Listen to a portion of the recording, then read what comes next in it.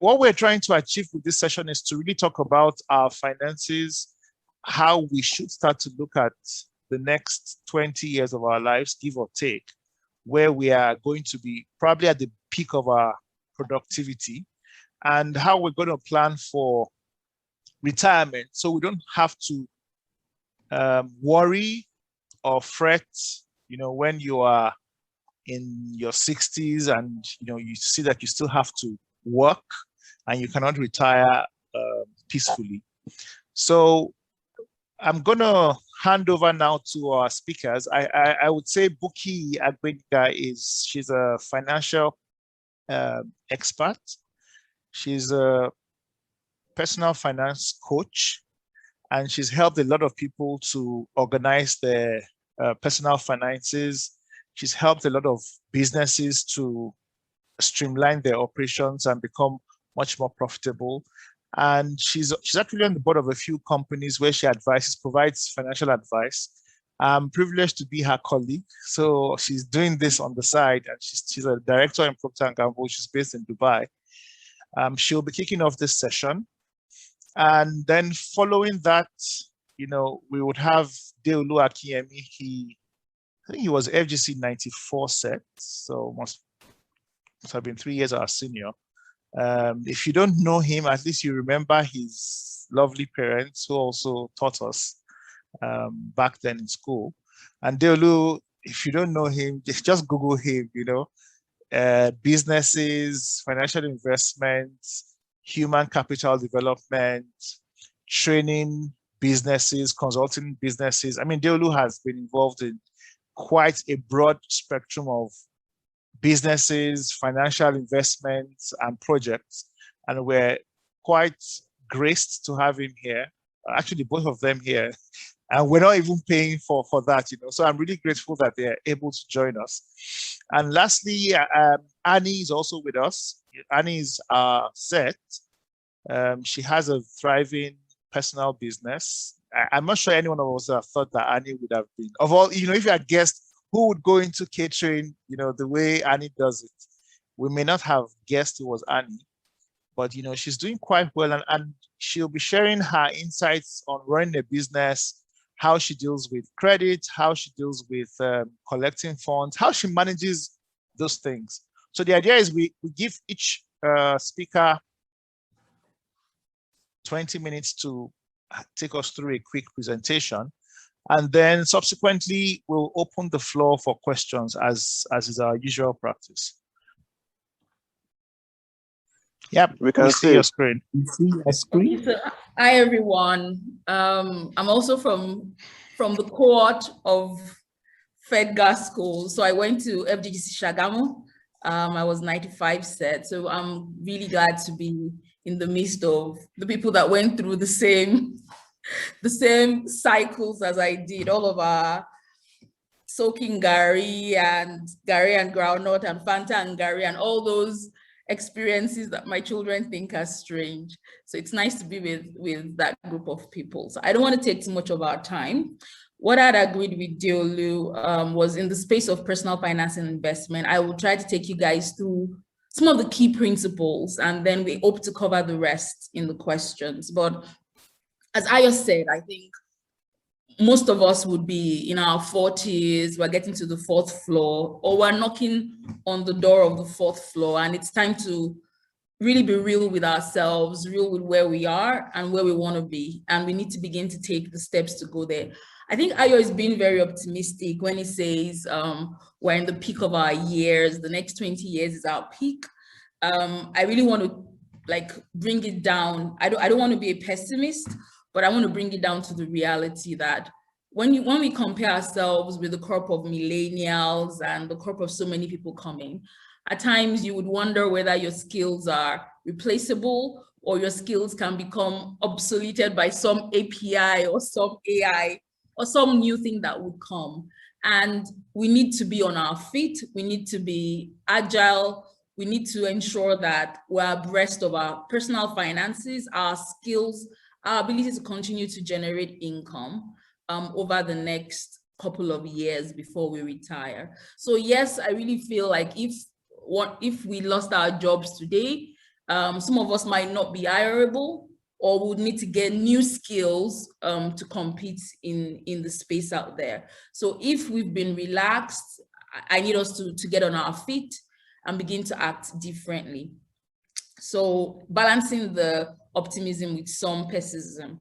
So now let's get into it. I just want to take us through some principles. Like I said in my intro video, for me, personal finance is all about a bridge. You're somewhere today. The first key thing is you need to know where you are today. So I know I asked Ayo to share a link to an Excel template. If you had the chance to look at it, please go back and look at it again. If you didn't have the chance, look at it after. But you need to know where you are today. And then we need to marry that with where you want to be. What are your aspirations? How many kids do you have? What's on your bucket list? What are your expenses, and what's the kind of lifestyle you want to have over the next coming years? When I think of people in our age range, for those of us that have kids already, for example, we're getting out of the pseudo affordable school years. Now everybody wants to send their child to some aspirational school. The school fees are somewhere in those buckets. There is a lifestyle that you aspire for over the next 5, 10, 15 years. And you need to ask yourself, the trajectory I'm on today, is it going to help me reach those my aspirations, or am I going to fall short? So this for me is the crux of personal finance. There are a couple of other aspirations. So some of us aspire to do a lot of philanthropy. Again, outside of family, your closely knit people, what are the things that you feel you want to do to make you feel like you've left your legacy on earth, or you've left your footprints in the sands of time? And you need to ask yourself, where I am today, is it going to help me get there? Or the habits, the behaviors, the way I'm handling things today, is it going to help me get there? And for me, the bridge, like I said in the intro video, it is all about financial planning. What I sent to you guys before, for me, it's a fundamental measure for where you are. I always tell people, it's not about your salary, it's not about what you earn, it's about what you keep, it's about your net worth. You really need to ask yourself, what do you own versus what do you owe? And wherever you are today, I always advise Nigerians, divide it by the FX rates, Bukki FX, so not CBN's FX. Then you get to a real reality of what your worth is. And you know that in 3 days' time, when the Naira devalues by 2 Naira, that value has come down automatically because the dollar value is going to come down. And if you're not consciously building that list of what you own every single day, your net worth in financial terms, again, we all have different net worths. We have social capital, we have different things, our families, the love around us. But in financial terms, if you're not actively doing something about it, your worth is actually going down every day. Some of us are in a good place already, whereas some of us are in the negative. It's okay. It's very okay. We can be anywhere on the spectrum. The first 50% of the solution is knowing where you are and then beginning to work towards improving it. The net worth is something you need to check consistently, periodically, because that's really the measure of whether you're improving on your personal finances.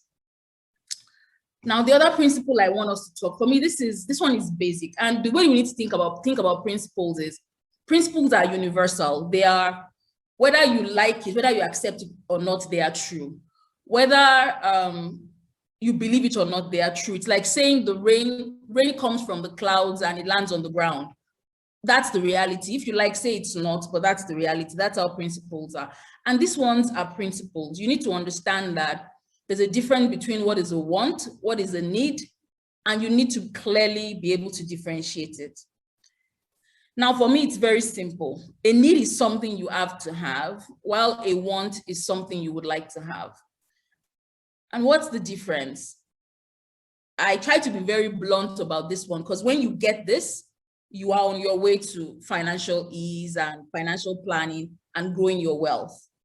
For me, there are 4 basic things you need. You need a roof over your head, you need food and water, you need basic health care and hygiene, and you need clothing, at least what is appropriate for where you're going to. Every other thing is ajasa. It's extra. I always tell people, see, I understand security concerns. I understand different things. But whether you situate your house in Lekki or you situate it in Ikeja is a want. I understand that everybody wants to have a car. You don't want to go in BRT. Whether you go in BRT or you go and get a loan to get a car, for me, it's a want. You really need to break it down and ask yourself, as you're spending every single naira, as you're spending every single dollar, you need to ask yourself bluntly, is this a need or is it a want? I used to laugh at myself and ask myself, this Cold Stone ice cream, is it a need or a want? Now, I'm not saying that you shouldn't take Cold Stone ice cream, but I'm sure that we're all mature enough to understand what I'm saying. Do I really need to wear designer shirts everywhere? Do I really need to shop from this particular place? What is wrong with bulk shopping?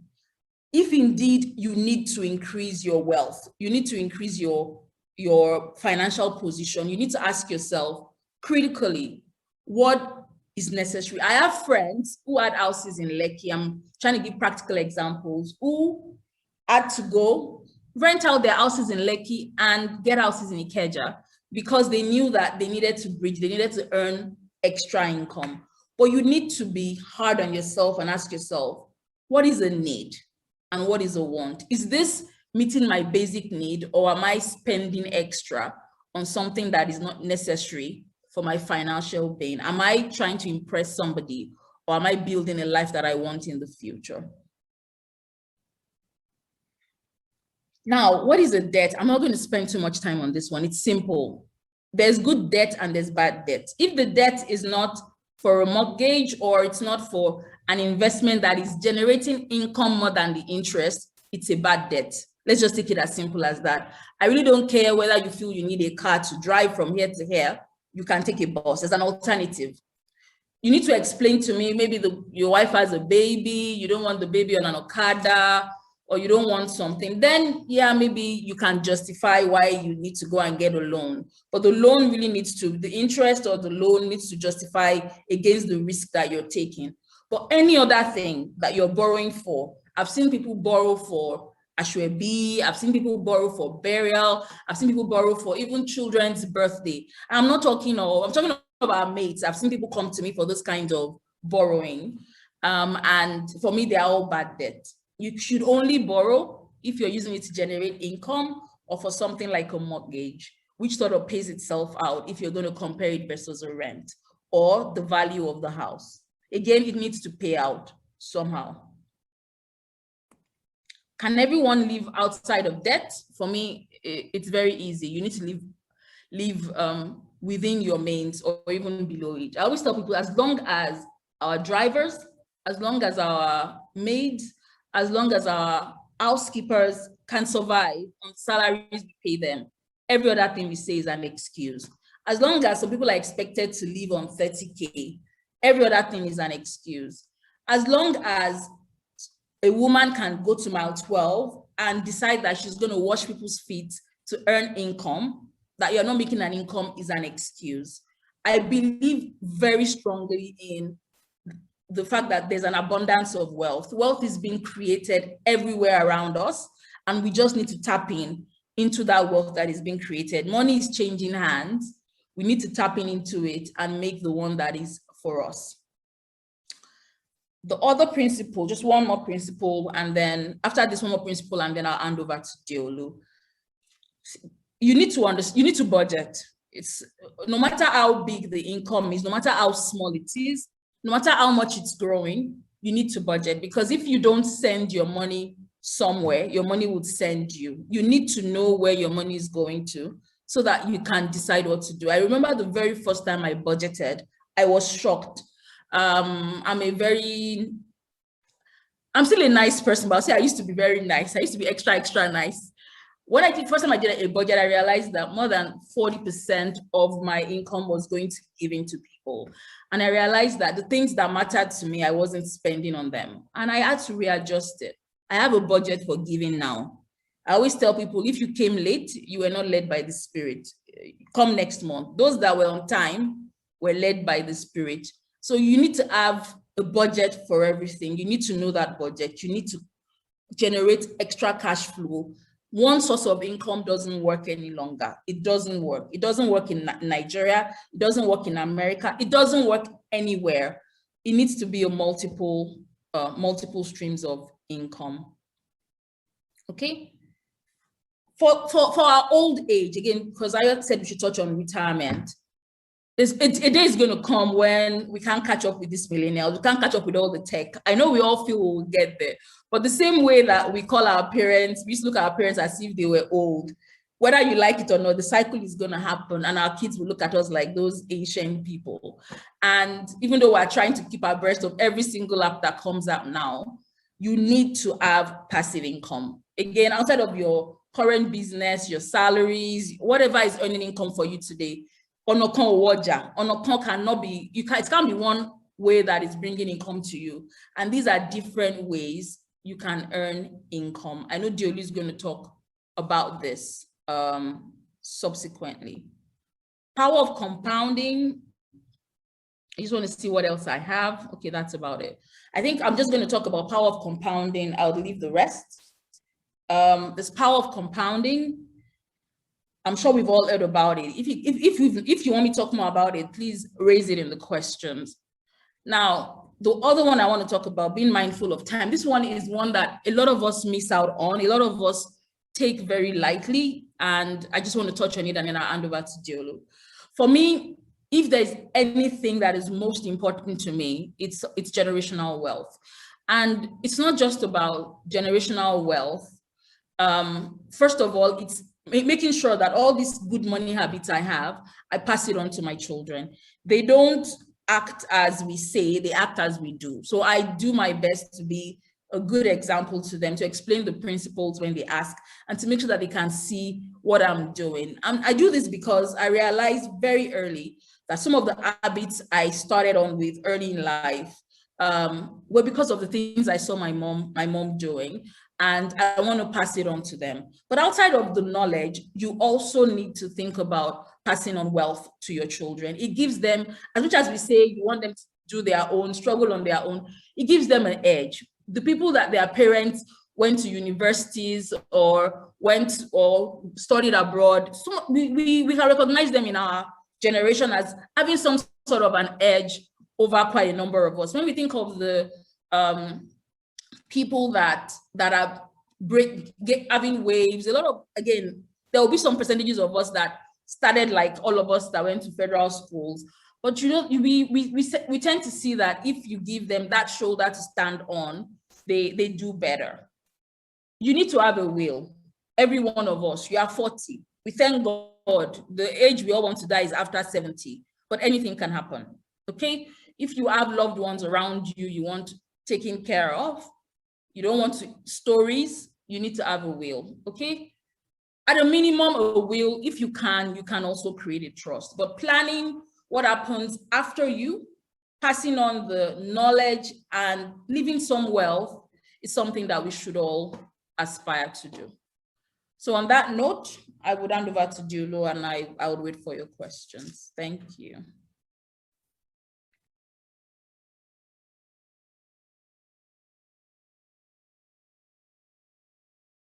I hope I wasn't talking too fast. If I was, tell me when we get to the question. Yeah, I'm sure if they thought that was too fast, then I need to apologize ahead. I think it was very good. Thank you very much, Bukki. I wrote in the comments, you didn't see it. I said I want to be your friend, though. I will always be on time. I'll be led by the Spirit so that I can come and collect money. So I think you know, the foundations have been laid. I'll try and talk very fast through the things that I need to share very quickly.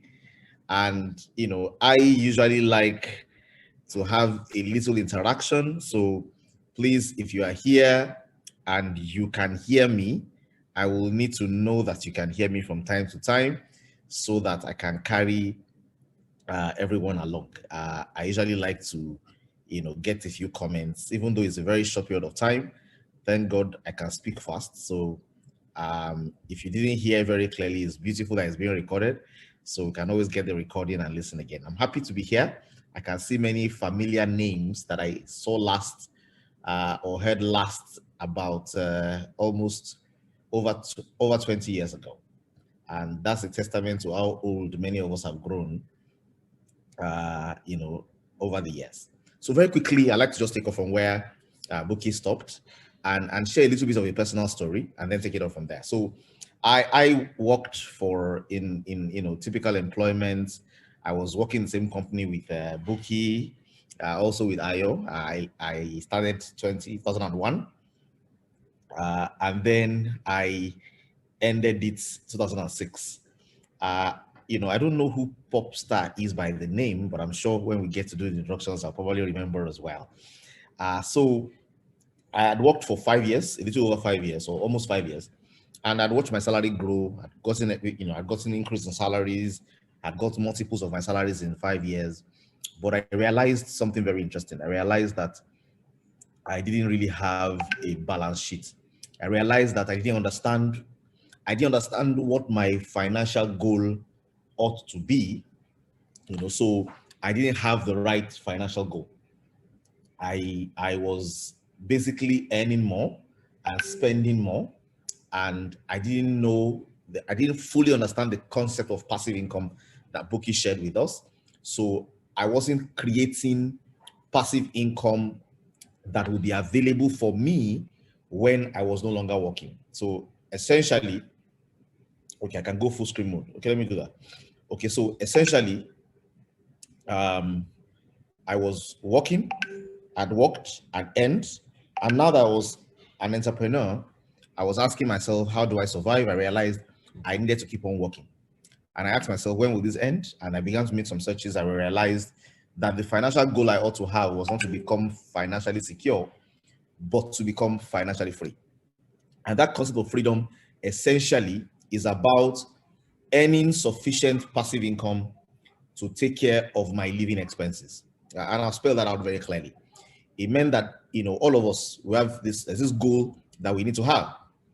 And the goal is, how do I ensure that by the time I cross the age of 50, 60, 65, and I can no longer work, could I have done my life in such a way that what I'm earning without working, passive income, is enough to take care of my living expenses? And it's only when what I've earned passively, what I earn passively can take care of my living expenses. That is when I'm free to stop working. That's when I'm free to pursue whatever other passions I have. And I stumbled on these statistics some years back.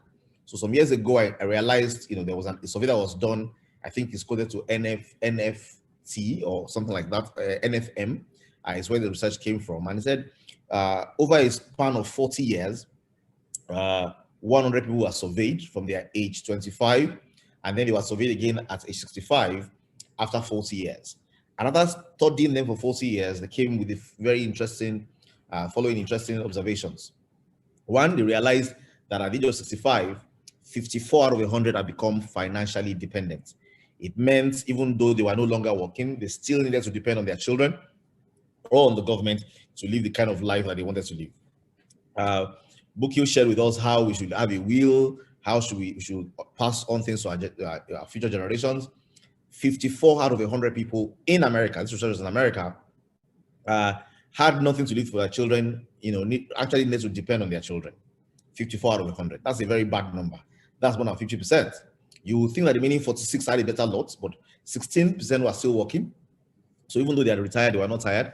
They picked up other jobs as well and ensured that they kept on going because they needed the money to survive. 24 had died because in America, life expectancy was 65. So of course, at the age of 65, roughly in that class of 100, 24 had died. 5 were financially independent. It meant that they owned their own businesses, still drove exactly what they wanted to do, but they were only independent. It meant they had their own businesses, but they still needed to do some activity in order to earn and sustain their lives. Only 1 in 100 was financially free. Now, 1 in 100. I don't know if that sounds very, very interesting or strange to you, but the reason why this happens is something I've examined over the last 15 years. Why 1 in 100? And what exactly will be the number in Nigeria of people who can afford to drop their jobs at the age of 65, okay, and they can do their jobs, and what they are earning from rent, what they are earning as director's bonus, what they are earning from dividends, what they are earning from commissions, what they are earning as royalty will be enough to take care of their living expenses, only 1 in 100. And I don't know about you, I want to be, that 1 in 100. Okay, I want to be 1 in that 100. So what you're saying, they were not tired. Oh yeah, okay, sure. The people who are not tired just had no choice. So the question today really is, how do I ensure that I am one of these numbers? How do I ensure that I live my life in such a way that I am this 1 in 100? Okay, and there are 5 vehicles. So talking about investments, and if you find more, you can share with me, but roughly there are about 5 vehicles. And I'll talk about them very quickly within the short time we have, because there's a lot more to share as well. One is real estate. So as you're building your work and you're building your career, it's important that you're thinking about building real estate. And I'm not talking about real estate to live in. Okay, I'm talking about real estate as an investment. Reality is, if I buy a house with mortgage and I'm living inside, I'm not earning anything from it. I'm probably even still paying mortgage on it. I take a loan. It's complicated. That's not what I'm talking about. I'm talking about as you're building your reserves and you're going on as well, you want to ensure, because one of the key ways to earn passive income is with real estate. So you want to ensure that you have a strategy to have 1, have 2, have 3, have 4. You're not necessarily building the kind of houses you can live in. You're building what can be rented out. You're building what is commercially viable. So for example, if you're in Nigeria, that's not a 3-bedroom apartment. That's not a 4-bedroom apartment. That's not a 5-bedroom apartment. The property that has the highest number of people who middle class looking for it is 2-bedroom. The highest one that has the highest number of people looking for it at the middle to lower levels is 1-bedroom. And of course, the very popular Face Me, I Woos You, okay, is a fantastic option as well for real estate in these markets. And of course, that's not going to cost you a lot to be able to put together, but real estate can generate passive income. And typically, you have real estate generating somewhere in the ballpark of 2% per annum. Okay, so in order to generate a rental income, a monthly passive income of about $2,000, you probably need to invest the upside of a lot of hundreds of thousands of dollars in this market. Okay, but you have real estate investments. In order to be free doing this, I usually suggest that you want to have a strategy that helps you build 12 houses, rents out 1 in January, another 1 in February, another 1 in March, April, and then you can have rental income coming on a monthly basis. Now, of course, you agree with me that the amount of capital you will need to do that is a lot. So definitely the strategy to arrive there is more than savings. I usually joke and say, if you are saving ₦1 million a month, it will take you 50 years to save 600 million. Okay, and let's assume that 600 million naira can build you 12 houses, and that's the goal. Well, that's a big goal, isn't it? The second category of what you can use to generate passive income is paper investment or digital investments. And these are investments that when you do them, what you are given is a paper to recognize the investment you have made. Talk about treasury bills, talk about shares, talk about all forms of deposits, fixed deposits with banks, paper investments. And talk about digital investments. Today, we talk about cryptocurrencies, we talk about the blockchain, we talk about the number of projects that run on the blockchain, and you have a number of digital assets that you can also buy as well. But the critical thing here is not the capital gains that you get from them. Some of these things can offer you capital gains, but if you're thinking financial freedom, you're thinking beyond the capital gains into your strategy should be that every capital gain, every manipulation, every growth in the value I have must create for me an asset that is able to on its own generate a residual income. Okay, so you have digital assets, for example, like EVNY, that have the capacity to pay you on a monthly basis based on the EVN tokens that they mint on a monthly basis. You have people who stake Ethereum, who need about 32 Ethereum to be able to stake Ethereum, for example, and are able to earn from there on a regular basis. You have people who are doing yield farming with digital assets, and the possibilities there go on. Number 3 is intellectual property. Intellectual property is, I have talent, I have skill, I can develop a software, I can write a song, I can sing a song, I can act a drama, I can shoot a movie, I can write a book, I can create something from my intellect that has the capacity to go through a lot of people and I can earn royalty. Okay, that has a lot, that requires a lot of people, it requires high skill, it's a very narrow, less than a 1 in 100 kind of space, but it's a space as well. Then you have leverage business. And leverage businesses are divided into 2. One is affiliate marketing. The other one is network marketing. And what they do for you is they allow you to start very little, start from the lower rungs of the ladder and work your way up. And of course, they can be avenues through which you get capital gains. They can also be avenues through which you can earn residual income if you build properly. Now, in our market, many people are in a hurry. They want quick money. They want to just do something, force people to do something funny as well, earn a lot of money in a short period of time, and X out to the next one. But of course, if you're willing to build on the long term, create pipes rather than carry buckets, you can build leverage businesses that have the capacity to pay you residual income as well. And then, of course, you have automated business, which is basically I build a business, I put capital into it, I structure it properly, I scale the business, and I get myself out of the business in such a way that I'm earning director's bonus. Many of us saw the news clippings that happened early in the year, where somebody like Jimovia, for example, earned 50 billion naira from dividends last year from the business of Zenith that he had built that was no longer functioning actively in. Okay, so that, for example, is where you can get some level of passive income as well. Now, I discovered this some years back. I learned these 5 ways, and I realized I can only start with one way because I didn't have enough capital to start. Okay, I looked at it like, man, I really can't do this. I don't have the money that I took. So I said to myself, what can I start with? And I started with something I could start with. And this is just generally me. I started to look for something that allowed me to start with not so much money. Now, if you know a little of my story, of course, I was working in a multinational company, doing well. I started my own business. I tried to drive things for a while. I had the struggles initially. I began to look at the reserves I had for my business. I saw it dwindle down to zero. I saw that I still needed to push in that space. So I really needed something that would not cost me so much. I needed something that would allow me to build a network of friends so that if I had any intellectual property, I could have people to sell it to.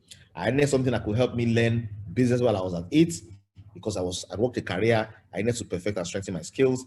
And it allowed me the leverage of being able to participate in all the other areas.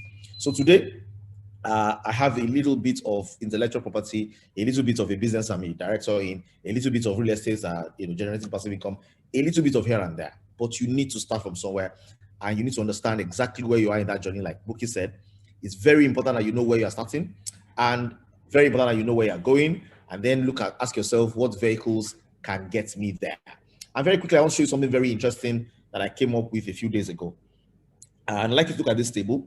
This table is a Naira to dollar table, and at the same time, it's the Bitcoin table as well. So you have on the left, you have the Naira to dollar table. On the right, you have the Bitcoin table as well. And essentially, it's basically to show that it's tough for anybody to save their way into wealth. You need to have a strategy. You need to engage and play the game, understanding the vehicles you can use, where you can get capital gains, where you can enjoy cash flow, how you can gradually build to ensure that in 10 years, 20 years, you can be financially free.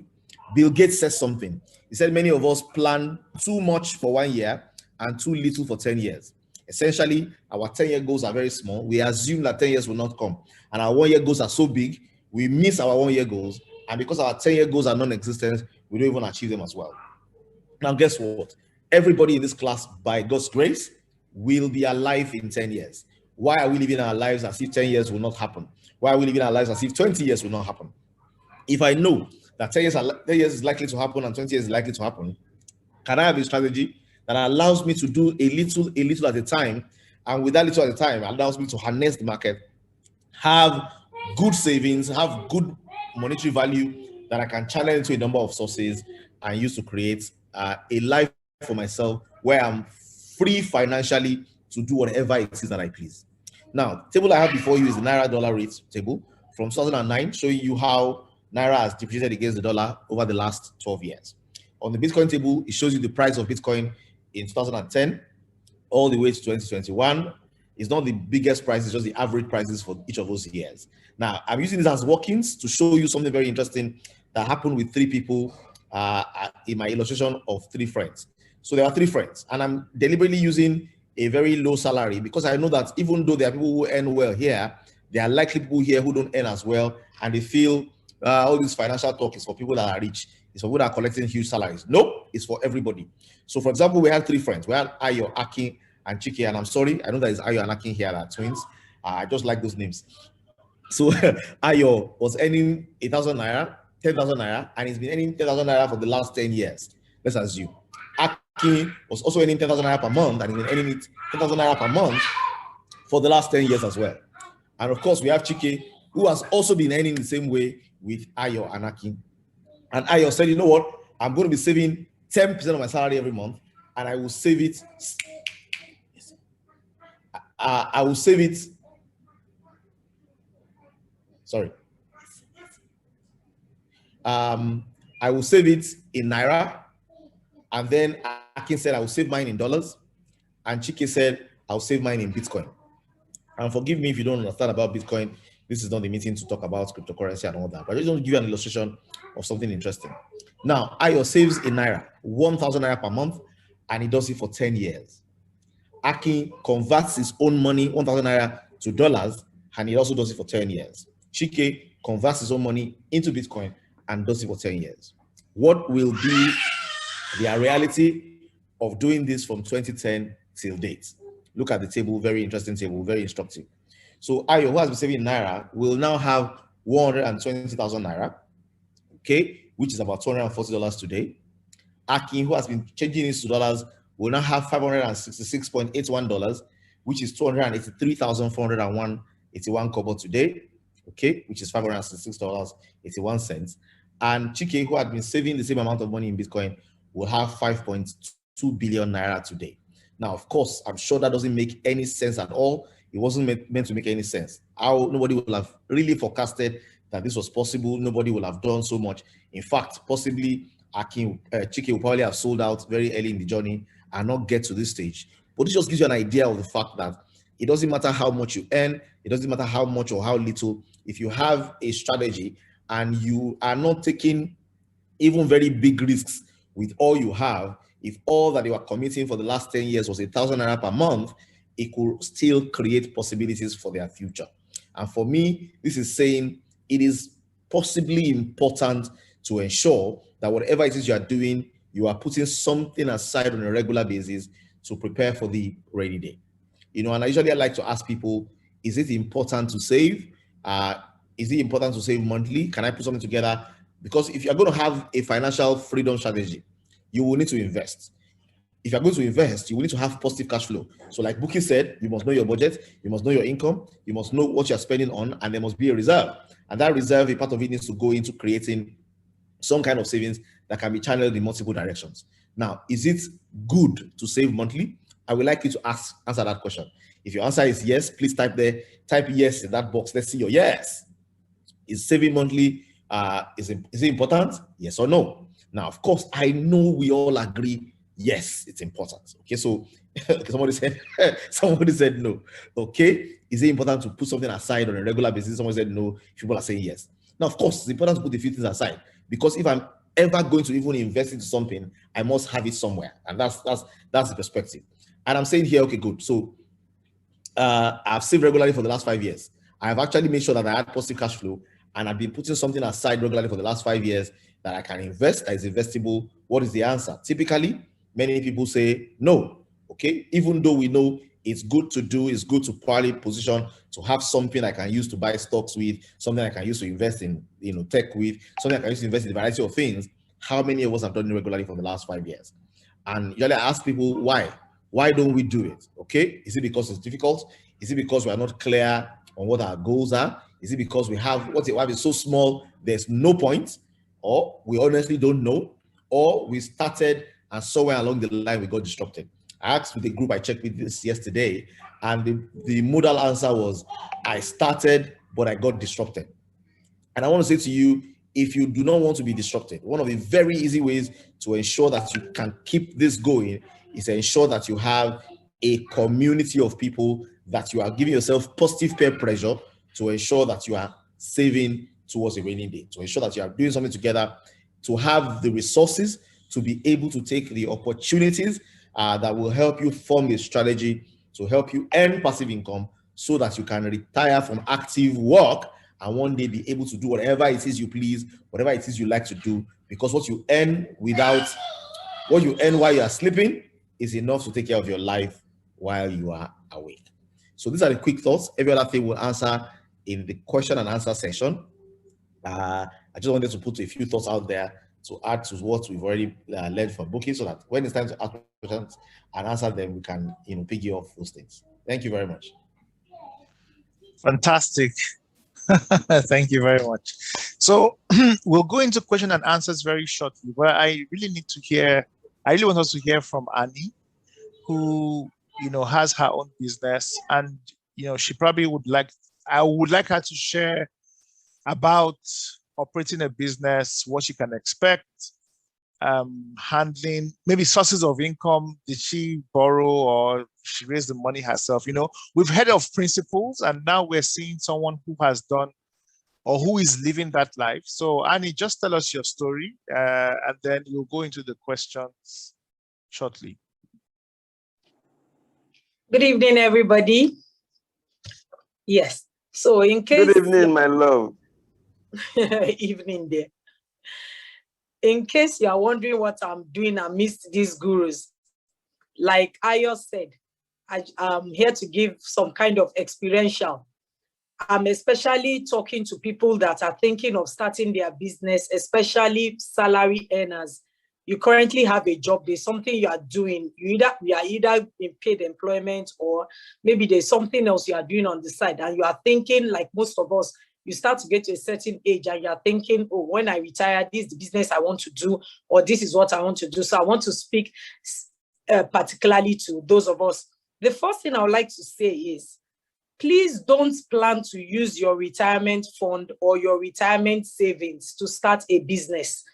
Is the number one error that a lot of us make. You just think, oh, especially if you are in a high-paying job, and then you are putting money aside and you are thinking, take for example, you want to go into farming, and you are thinking, oh, once I leave, I'm going to buy this land in Ilorin where a lot of people are buying land. I don't know the jazz Ilorin people did that. Lots of people are buying land in Kwara State now. So you go there, you buy land, or you even buy the land and keep it, and you think, oh, when I retire, I'm going to go here and I'm going to plant cassava. Because somebody has told you that when you plant this field, you get so metric tons from it, and then big companies are looking for it, Nestle is looking for it and all that. And, that's your plan. Please don't do that. If you are planning to go into any business, whatever business it is, please start on a small scale from wherever you are. This affords you the opportunity to take learnings. And I will use myself as an example. I'm into catering, like Ayo said, and I've always loved to cook. It was a passion of mine. It wasn't something I ever thought of as a business. It never even crossed my mind. I still say till today, even though there's no evidence, I credit Poppy with naming my business.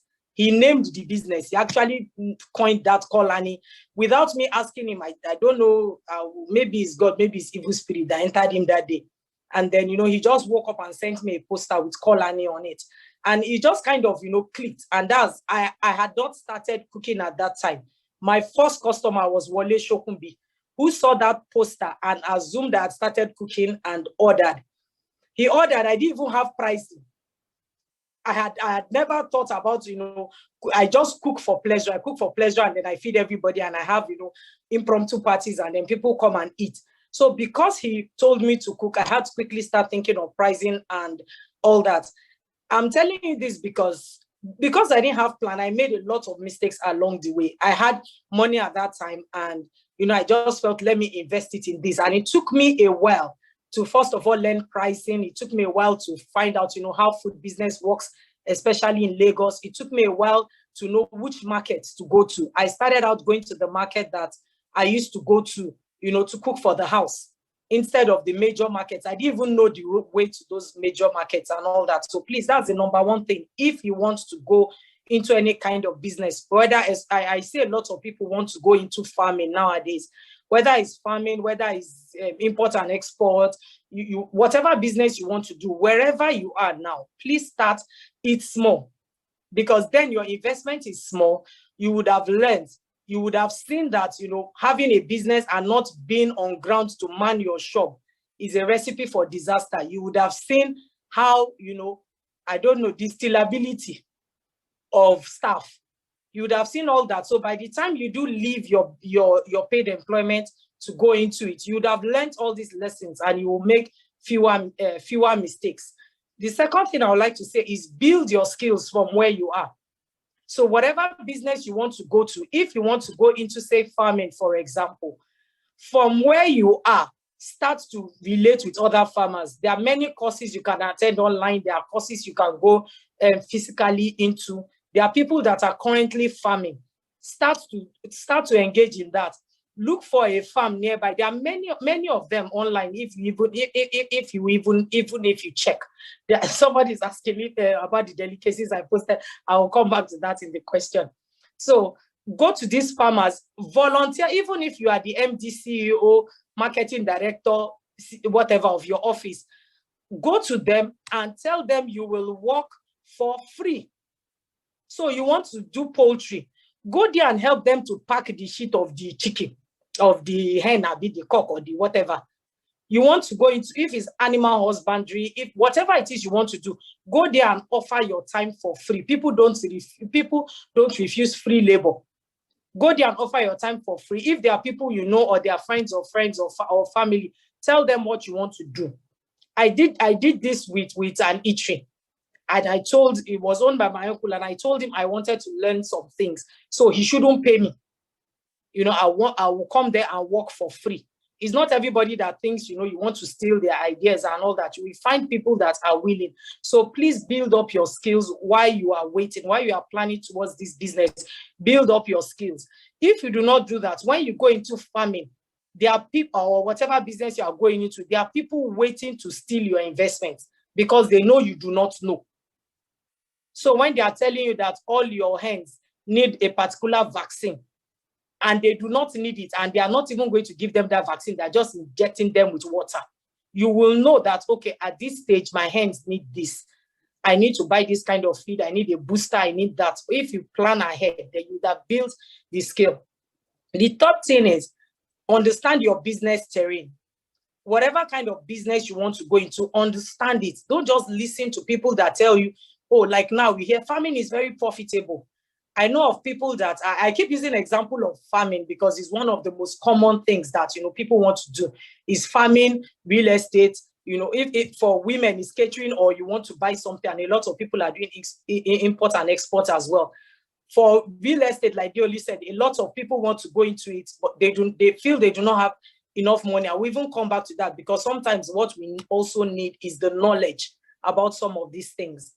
So understand the kind of business that you are entering into. Understand the environment. Another personal example, I've always loved this idea of, I eat buka food. I typically do not eat, I don't like eatery food. I always just feel, I like, you know, the home taste of food, and I just feel that eateries do not have it. So I've always liked buka food. It just seems like the dirtier the buka, the sweeter the food. I don't mind the environment. I've always liked buka food.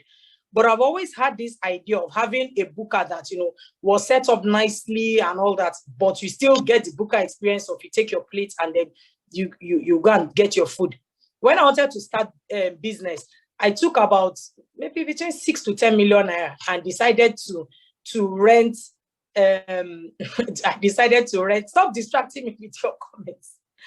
I decided to rent a 2-bedroom flat and the surroundings and the shops around it and all that, and converted it into a business. That was my passion. What I did not calculate for was, first of all, take for example, that area doesn't have lights. So I had to spend over 2 million naira, first of all, getting a diesel gen. Then I realized that I can't put on the diesel gen throughout the day, because my idea, my dream buka is somewhere where the food was affordable. So my food was priced exactly as the local bukas and local, even food tables around the area were selling swallow for 50 naira and meat for 50 naira. And I was priced that way as well. So I decided to get a petrol gen. And then, you know, I layered on cost and got a snooker table and got, you know, all manner of things. And I would do like Faji nights and all that. I was spending way more money than I should, because in that area, their per capita income was low and it was kind of fixed. So it did not matter how advanced my place was, I couldn't price beyond a certain level. Coming back to understanding the terrain, when I got there, because I wanted food affordable, I made my swallow 50 naira. And then I was sitting down one night and, like, you know, how you watch like African magic movies, 3 old women came and asked me why I was pricing swallow at 50 naira when they were all doing it at 100 naira. Who did I think I was? And my children were very small. I don't want to play kalu with my life. So from that night, I just instantly changed it to 100 naira. If I had, understood the terrain and I had gone more into, understanding that location and all that, I would have realized that the people that senior me are in this area. Maybe I should not even collect shop there. And every day people came, and I'm not exaggerating, every day I was there. People came and they were always telling me that, Auntie, Eshe, Ajo Itaja. I don't know, for those of you that don't understand Yoruba, is like, I don't know how to explain it. The people that, understand English very well will be able to explain it to you. And they kept on convincing me that, oh, this wasn't jazz. It's more like, no, funny enough, Deolu is not giveaway, it's Ajo. Like I should go and do like fortification, yes. Fortification to make wealth. You understand? And they say, Kinshogun. You understand? And I'm like, hey, how many children do I have? I'll use the first. Today you tell me to bring chicken. Tomorrow, cow. Next tomorrow, you tell me to bring a child. So, all those things. So it goes to knowing your terrain. The last 2 points, I have 2 more points. The next one is prepare to sacrifice, yes, exactly, goodwill to bring good luck. That's it. These are typical Yoruba people. So that's it, something that we do goodwill to bring good luck and all that. I didn't want to even be involved in it at all. Then prepare to sacrifice your time and your money. When I started my shop, like I said, I did not really understand at the time. I found out that I had to sleep in the shop every day, so that these people will, their stability skills will not cut away my shop. I had to sleep over so that I wake up at 4:30 when we start cooking. And we used to close at 11, which meant I had to sleep over. Considering that, I was married, I had children and all that, I didn't think of, investing that I would have to invest that amount of time. So whatever business you are going to, please research into how much time you are going to invest, and know that you are going to invest a lot of money. When I started business, even family members, somebody made a comment, which I overheard. I was like, and this person was very close to me. For people that don't understand you, but that means like it's over for her. She only had money when she was working. What they did not realize was every kobo I made had to go back into the business. And thank God that, those kind of people even showed their faces, because now they cannot come back. They can't come back. They can only sit down and make comments like, which is another comment that, is valid. It was a comment that was made. So please just realize that you're going to invest a lot of time. You are going to invest a lot of money.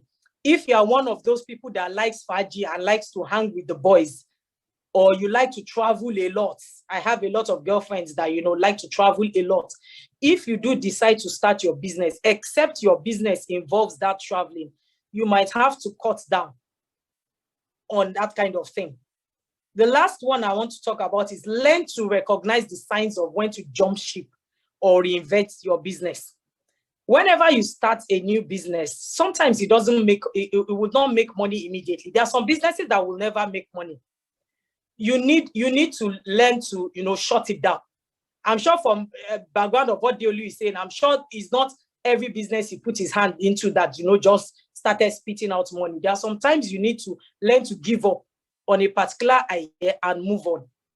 That doesn't mean immediately you don't make money, you stop that line of business.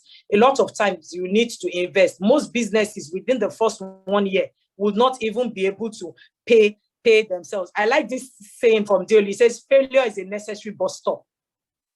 When I started my shop and then, I had all these issues and all that, I had to look at my business again. And I'm like, more than 80% of the money I make is made from events. Because I will do events at a minimum of 3,000 naira per plate. And you will have up to 500 people upwards. And I make my money immediately. And then I move on.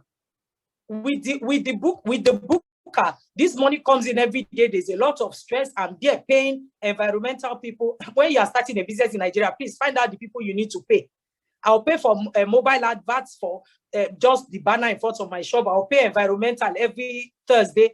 I'll pay dustbin people. I will pay. Those are even the legal ones. You have like 5, 6 legal payments.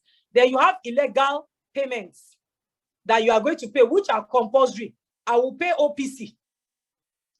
I'll pay OPC. I will pay some kind of area boys. You will pay vigilante. You will pay, all manner of things that you are going to pay. So at a point, I just decided, and then when COVID happened, and then we couldn't go into the shop, I was like, this is the perfect opportunity. And I shut it down. And between me, you, and God, I did not lose 10 kobo. Because fortunately for us, food business was one of those businesses that made a lot of money during COVID anyway. So fortunately for us, we made money. In conclusion, even while you are doing business, open your eyes to other opportunities. Those opportunities might be within your chosen field of business, and they might be outside. I was sitting down minding my business one day, and an old boss of mine called me. I was like, Biola, I'm in FMN now. And I'm like, oh, wow, because in my mind, I always looked at, there are some Nigerian companies, when you hear the name Flour Mills of Nigeria, it just looks like one small crappy company. And then I was just looking at, why would you leave, Diageo and then go to FMN? So I decided to Google, and then I Googled it and found out that this business was more than 6 times the size of Guinness. So we're gisting, and then he called me later and was like, that they didn't have a trade marketing department, so they needed the head of trade marketing, and they wanted somebody to come and set it up if I was interested. My first thinking was no, because first of all, I had left paid employment, and I didn't see any reason why I should go back. For me, it was like a backward movement.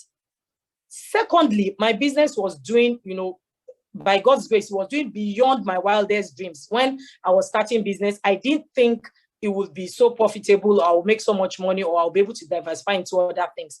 So there wasn't a need for it. Thirdly was pride. I just felt, if people find out that I'm working now, they will think, her business has failed. That's why she's working. And then I told him that I don't have that time, or I cannot, blah, blah, blah. And he told me that I was always saying during the week I was free because I had now streamlined to events. I said, okay. He said, okay, let me send you the package. And when, he sent me the package, the Ijebu in me rose out of the Ondo, and some amount of, this is almost like free money. It's a job I can do easily. And I decided to start the job. Of course, when I got there, I found there was more work than I anticipated, but I found that I had missed, some corporate working, and I could make money on the side, and my business did not suffer in any way, because by that time, after all the years of trial and error, I had put, my business, it was partly on auto run. It's partly on auto run. I have people in place and all that. And I started doing this. And I was happy with Deolu's presentation, because that became kind of like a passive income for me. Since I started working by God's grace, aside the first month, when the way Nigeria is, to get your first salary, there are some compulsory things you need to do with it. Aside the first month, I have not taken any money out of that account. The account that I'm using, I don't have card, I don't have checkbook, I don't have anything. So the money is just there. So please, that's why I'm saying that in conclusion, that even while you go into your business or you start your business, when you see other opportunities opening up, please don't close your eyes to it. Don't think of, what people will say. Some of us, we don't do some things because or something. Don't think of what people will say. Just go ahead and do it. Make sure you are well prepared for the business that you are going into. Learn all you can, and keep your eyes open, especially if that business is in Nigeria. Adeolu, I should send my account number to you, not the other way around. So thank you very much for listening to me. If you have any other questions, you can ask in the comment section. Over to you, Ayo. So your voice wasn't very clear, but I believe the question is, how do I have savings, so what? What's next? Who wants to take a stab at that? Bukki. No, I can take that. And I think this also answers Biola's statement of saying she has been leaving the salary in a bank account. Please, I beg. No 1 naira should be in any bank account in Nigeria today. Your money is losing value from inflation, from everything possible, whether it's devaluation or inflation, everything combined. Please don't leave any money in some saving account earning 3%. So the way I try to tell people to think about it is, at a minimum, you need to maintain the value of your money. So today, devaluation is about 16% in Nigeria, which means that if you want to keep the value of your money, you need to be earning, your money needs to be working and earning a minimum of 16% per annum. Anything above 16% is when we now talk about you really compounding that money. So, Akin, there are a couple of ways you can invest your money. What we always advise is have a diversified portfolio. You need to have a mix of high risk, low risk investments. When we think about the low risk investments, there are a number of guys today in Nigeria who give you mutual fund instruments that can earn up to 15–16%. That at a minimum maintains the value of your money. Then you have the other options to grow it beyond 16%. So you have a couple of the agros, you have Bitcoin, like Deolu said. You understand, there's a mix of things you can do with your money. You can put it in stocks, you can put it in dollar-denominated stocks. But what we actually advise is you need to have a mix of investments that is balanced for your risk appetite. Some of us like safe money. We are too scared of Bitcoin. Some of us can go the risky level. Again, you need to have it diversified, but please, nobody should have money sitting in a bank account in Nigeria today. Fantastic. Deolu, you want to build on that? Yeah, just a quick thoughts. So one of the reasons why we advise dollar cost averaging, basically ensuring that you keep your money in a currency that's probably more stable, because if you're not careful, you can be hustling backwards. So if your money is losing value, so any money you have in the bank that is not appreciating is losing value. So you say you can dollar cost average, and that can be just buying dollars and keeping it in some kind of deposits. Also, you want to ensure that you are using your money actively, regularly, to do something that has the capacity to gain capital. You know, I joke and I say, for example, some years back, you know, Nestle shares were sold for like 50 kobo per share. Today is 1,400 naira. So that's times 2,800. That's 2,800x. It happened in Nigeria, but it happened in time. So what you want to do is ensure that you put your money regularly in spaces that have the capacity to appreciate in time. I think that was the you know, some people said no to savings, no to savings. That was the sense in which they said no to savings. The idea for the question is, should you have reserves from your income every month? Yes. Should it go into somewhere that is growing in value? Yes. You know, so that's all. And I think I see a rider to that. No one should keep money in the bank in dollars too. I would address that one. For me, if you want to hold your money in dollars, I would rather you hold it in a dollar, in an interest yielding dollar vehicle. So you have the safe ones today where you have the bonds, you have the euro bonds, you have a couple of things that is dollar, but it's giving you an average of about 6% per annum. You have we have access to the New York Stock Exchange today from Nigeria. You have it on your phone. There are some ETFs, there are funds you can invest in that averagely would yield you 10% on an annual basis. Like if you are really risk averse, you can comfortably get 10% per annum on your dollar-based stock portfolio if you want to. But again, I think the key thing here is your money needs to be working hard for you. So yes, you've done one step by converting it to dollar and putting it in the account, but it's not working. It's going to stay flat at that dollar amount. Yes, it edges you against devaluation, but it can work harder. And we want you at this age, to make your money work for you. Question is from Bimbo. If you have life and critical illness insurance and other similar ones, do you still need a will at Bukki? Yes, I believe you need a will, because what a will really says is the assets I have. So yes, having life and critical illness insurance enables you give something to your leave. You're assured that there's a naira amount or dollar amount that is given to your dependents after you're gone. But what about the assets you've built up? What about the wealth you have created? You need to instruct with where it's going to go. Now, we all assume that everyone around us is rational, but we've seen even the wealthy fight over inheritance. I think when the concept of will came clearly to me, I'll give you a practical example. My dad's shop was on Fade Street. My dad used to sell electronics, and his shop was on Ikorodu Road, Fade. And there was this terrible house that was there for years. And my dad told me the story of that house because now Lagos State took that house. I think LRA now uses that position as a place to park their ambulances and all.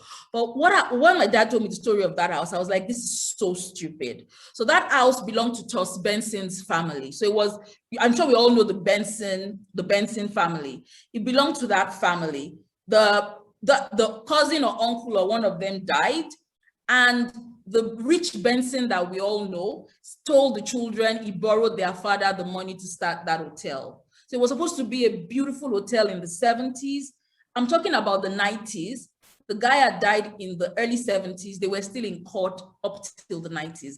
These were stinkingly rich people. If the man had a will, a very simple will, things would not have gone haywire. We heard the stories, I don't know if all of us followed that story of this very well-renowned doctor that died just a couple of months ago. And big names were in the news, where there was a wife and there was a supposed wife that was never legally married, but who had taken care of the guy for the past 25 years. And the previous wife, who had not been in the picture for 25 years, came claiming the other one was illegal. Like, it's a lot of mess that can be left behind. You'll be shocked who all of a sudden has a right after you are gone. Just the same way we're asking you to direct your money today, direct how you want your estate managed when you're gone. Fantastic. Suleiman. Okay, good evening all. So I have two quick questions. So we have dreams and we have goals. So is it true that if you have dreams without timelines, then you cannot refer to them as goals? That's one. Then secondly, is it too late for one to reset his goals? Those are my two questions. I would say Deolu, then Annie. Okay, so I think there's, in some of these definitions, there are a lot of nice sounding rhetorics. But it's important that you have a timeline for what you want to achieve so that you know where you are running towards and how long it should take you. I don't think it's ever late. My own perspective is, do you have 20 years to live? Do you hope to be alive 20 years from now? 10 years from now? If you have that kind of runway ahead of you, then it's never too late to set a new goal and have a new plan. Many people don't have 10 years planned, even when they are 20 years old. Okay, so if you are 65 and you can still see 10 years ahead of you and you can plan for it, then it's never too late to set a goal. I think, if you want to go with the rhetorics, I think a dream is possibly something you see possible in your future. I think making it a goal basically says, you know what, I want to achieve it by this time. I want to make sure that it's smart, specific, measurable, achievable, realistic, and bound by time. I want to have it clearly that way. I know what I'm working towards. There's almost nothing you can't do in 10 years. If you pace yourself and tell yourself, you know what, I have the next 10 years. I want to really build this. So if you have 10 years in front of you, if you have 20 years, you're lucky. The kind of people I do business with these days, I have a lot of 65-year-olds, 60-year-olds, and they still plan to be alive in 20 years. So I think, many of us have possibly even have 40 years in front of us. So it's not too late to start dreaming again. Somebody used to say that life begins at 40. When I was younger, I thought life ended at 40. Now that I'm 40, I think life can begin at 40. Yeah. I don't know. agree with Deolu. It's true that, 40 when we were younger, like I remember we were in school, a lot of those teachers were like 30 something 40s, but they came across as so old to us. And then now I'm 40 plus and I don't feel old. So time can kind of catch up with you. On to the dreams and goals question. There's this saying that if wishes were horses, even fools will ride. Once anybody can dream, if you want to hear the height of dreaming, just go to any beer parlor. And I say beer parlor, not just bar. As in proper beer parlor, you will hear the dreams of life. So anybody can, a dream is like a wish. You can wish to have a big company importing and exporting rubber tires. But when you make it a goal, you start to look at what you are going to do to achieve that dream. How long it's going to take you, how much it's going to cost, what you need to know, who you need to talk to. Then it becomes a goal. If you don't turn your dreams into goals, they might never happen because then you don't work towards them. And I absolutely agree that, it's never too old. That's why I talked about reinvention. It's never too old to even completely turn around what your goals were. Some people's original plan was to work in, multinationals, very big companies, and then retire with the plenty money and just lounge. And I have somebody that says his aim in life is to retire and go and be watching every tennis match all over the world, the major ones, Wimbledon and co. That's his dream. When reality sets in and Nigeria kicks you in the ass, you will realize that might not be a very good dream. So you start to think of something that will fund that dream that you have. So you can always change your goals. A typical case is that, is it KFC, the chicken guy that is Colonel Sanders also, that started his chicken. He was a proper blue collar guy. He was not working in a food business. So it's not as if he was frying chicken where he was before. The chicken was a passion of his, which he was doing at home. And he did that at 65. And he's in almost every major country in the world today. So please, if your goals are not working for you, throw them out and change them or reinvent or fine tune them. It will work better that way. Just make it realistic to the situation that you are in now.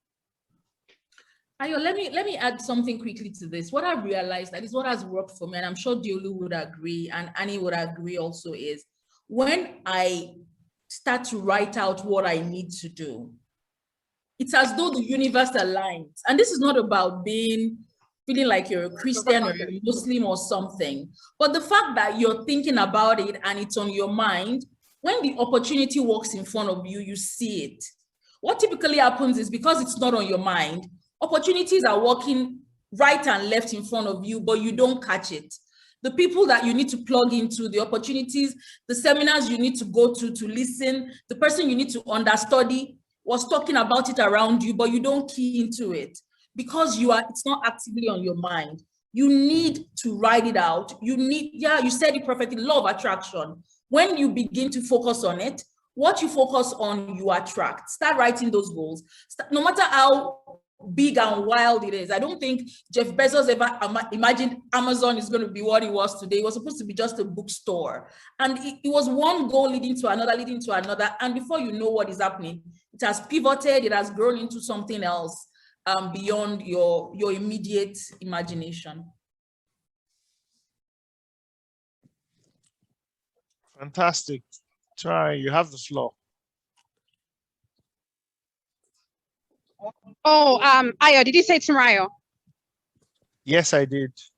Oh, okay. Yeah. So I was wondering, just taking us a little bit back to the savings question. I was wondering, where does emergency come in here? Like I do understand that we don't want to keep our money just, sitting there.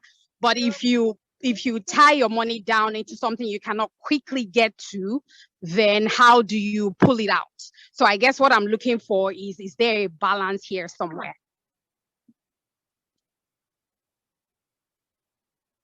Okay, Poppy, seeing those speaking, this is the person speaking. And I'm done. That's my question. It's been a very long time. Yes, it has. All right, so Annie, let's start with you. You tie down some money in that book local business. So tell us about. The thing is, part of planning for the future and planning for eventualities is also having some quick cash to use. The fact that, you know, you're supposed to put your money into things that will grow does not mean you should not have any money at hand. As much as we do not pay for emergencies, they do happen. Poppy's new wife is going to get pregnant, and then he's going to want a natural delivery, which we all pray for, or a vaginal birth, which is the politically correct thing to now say. And then it might be a CS, and the difference is over 300,000. If he does not have somewhere to pull out 300,000, there might be an issue. So the fact that we are putting money down does not mean that, you know, you should not have some loose cash. God forbid, you know, something that will make you sell your assets and all that, but you should always have some loose cash around. You should have some of that. Just, you know, just keep some money. There's money, like, for example, I'm in business now. I have money that I pay into accounts, you know, daily. And I have money that I remit monthly. I remember, I think it was Deolu that talked about something that sounded like investment clubs. The Paco version of it is what you call ajo. I do daily, weekly, monthly ajos in different places. So I'm collecting daily, I'm collecting weekly, I'm collecting monthly. They have it if you don't have any friends because you are, you know, a terrible person. They are, you know, online places, PiggyVest and all that. They are very reliable. I've used PiggyVest for years, and you will not believe the amount of money that you can save. You can use a box. I have that as well. We call it kolo. I don't know what it is in Yoruba. You know that box that has a hole that you put money inside. So I have that as well. So the fact that, you know, I have money in bonds and all does not mean that I don't still have my kolo under the bed. I still have my kolo because sometimes I need, you know, fast cash like that. So I don't know. Bukki can add to that, but I know that you should have emergency funds. So let me add to that quickly. So typically, I think before you go into saving and investing, what we ask everyone to have is an emergency fund, and that's typically should cover about 6 months of your expenses, 3 to 6 months of your expenses. So we look at the example of COVID. COVID was a shock to everyone. Some people lost their jobs. Some of us, the businesses couldn't run. Shops had to be closed down. And the 6 months lag, at times it's health, it could be anything. The 6 months lag allows you still live your life the way you live it today, without having too much of a shock while you try to reset and rebalance. Now, what I say is this, even this, your emergency fund can still be working for you. Again, we call it cash and cash convertibles. What I advise people in Nigeria, and I'm sure the same thing would happen to you, Mochinayo, in Canada, you can have this money in funds that can be withdrawable within a 12-hour range or a 24-hour range. So in the past, you had mutual funds in Nigeria. You had money market funds that were earning 18%. Now I think they're in an average of 6%, where if you call on the money online, you can call on 2.5 million naira and get it within 12 hours to 24 hours in your bank account. Of course, you should have some small cash for the immediate emergency, but there are places you can put your money and it's still working somewhat. 6% is better than 0% or the 1.5% a bank will give you in your savings account. There are even some naughty banks that if you withdraw more than 3 times, 4 times in a month, you earn no interest. So what I advise is if you have that cash, put it in a money market fund. It's something that you can call on in 12 hours, 24 hours. Have a little for that rough emergency, but don't leave too much money. That your 6 months emergency fund, put it in a easy cash convertible. If you have a 6 months emergency fund, you don't need everything in 24 hours. So there are different ways you can try to manage it, but just make sure it's working for you somehow and it's not losing value every day. Great. So, Leko, you have the floor. Okay, thank you very much. So the question I have is this. You know, a lot of times when you want to invest your money, you're always worried about the market going up and down. And there's a lot of psychological effect in there. You know, when the market goes down, what do you do and things like that. And so I would like you guys to just comment about that Because I know, back in 2008, when we had the market crash in Nigeria, a lot of our parents lost a lot of their money, and it was a huge psychological blow to those guys back there. So how do you prepare or frame your mind around that? Great question. Deolu, then Bukki.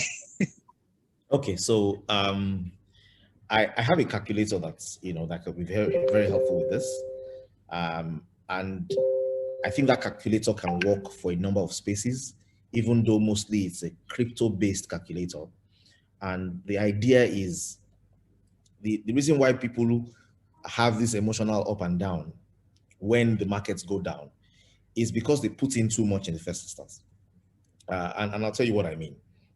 So the real strategy that works and allows you to manage the emotions of the market is when you are doing a little per time, call it dollar cost averaging, or don't call it stock cost averaging, just cost averaging. What this means is, for example, if I've said to myself, I'm 40 years old, I'm 50 years old, I have a 10-year plan. This is my risk, this is my risk appetite. I am ready. This is my portfolio is going to be divided into low risk, medium risk, and high risk. And because of my age and how much time I have left, I don't want to take too much high risk. So I'm putting just 20% of my portfolio there. And this is the amount I want to save. I'm putting a 60% in medium risk, and I'm putting, the balance in low risk. Once I've mapped out my strategy, what you want to do with the investment vehicles you have is not load up or borrow out and slam it into the place. If it goes up, you'll be very excited. If it goes down, you'll be very disappointed. But if I know I have a 10-year plan and I am saving monthly towards this, now this strategy works very well in the space I'm very familiar with cryptocurrency. The volatility there is gangster. So if you think there's volatility in the stock market or there's volatility elsewhere, this is where you really have volatility.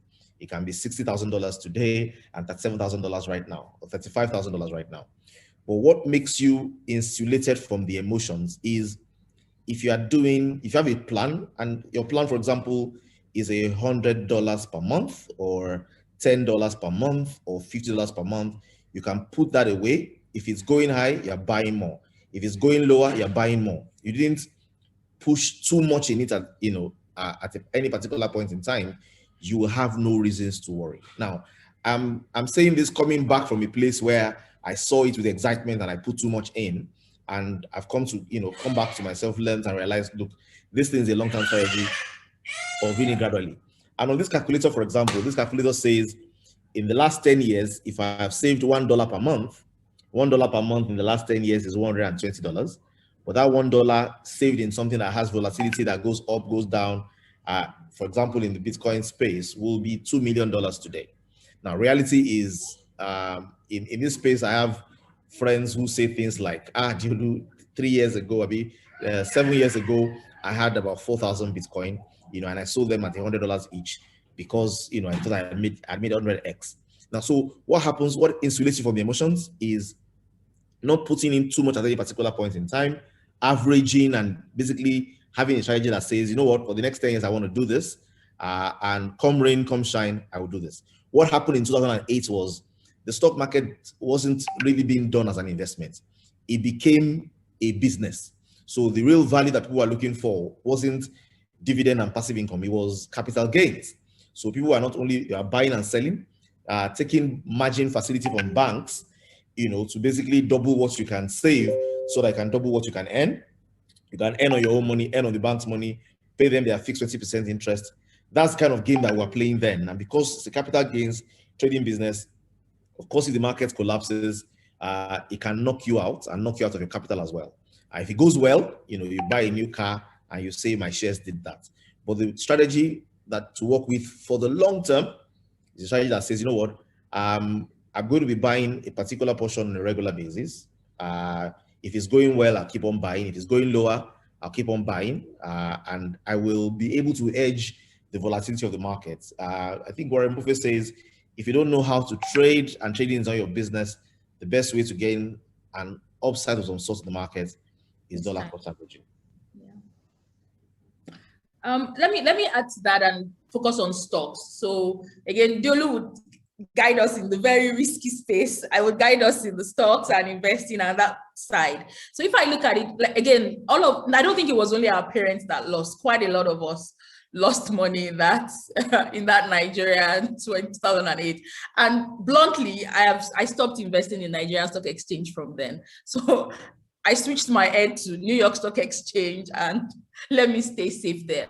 But also in that space, there's quite a lot of volatility. So the question is, how do you do what Deolu is saying? So it's the same dollar cost averaging. You invest over time. And if you want to manage your portfolio there, I always tell people, if you want to go for the risky ones, you can do the IPOs, you can do whatever the ringing internet thing they are talking about is.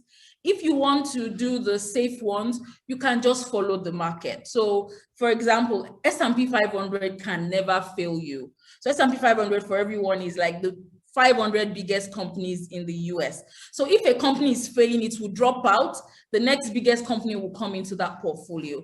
And over the last 100 years, it has gained 10% every year. So if you put your money there, and again, it's time, it will gain 30% last year, maybe it will gain 5% the next year, but averagely it's gained 10% every year.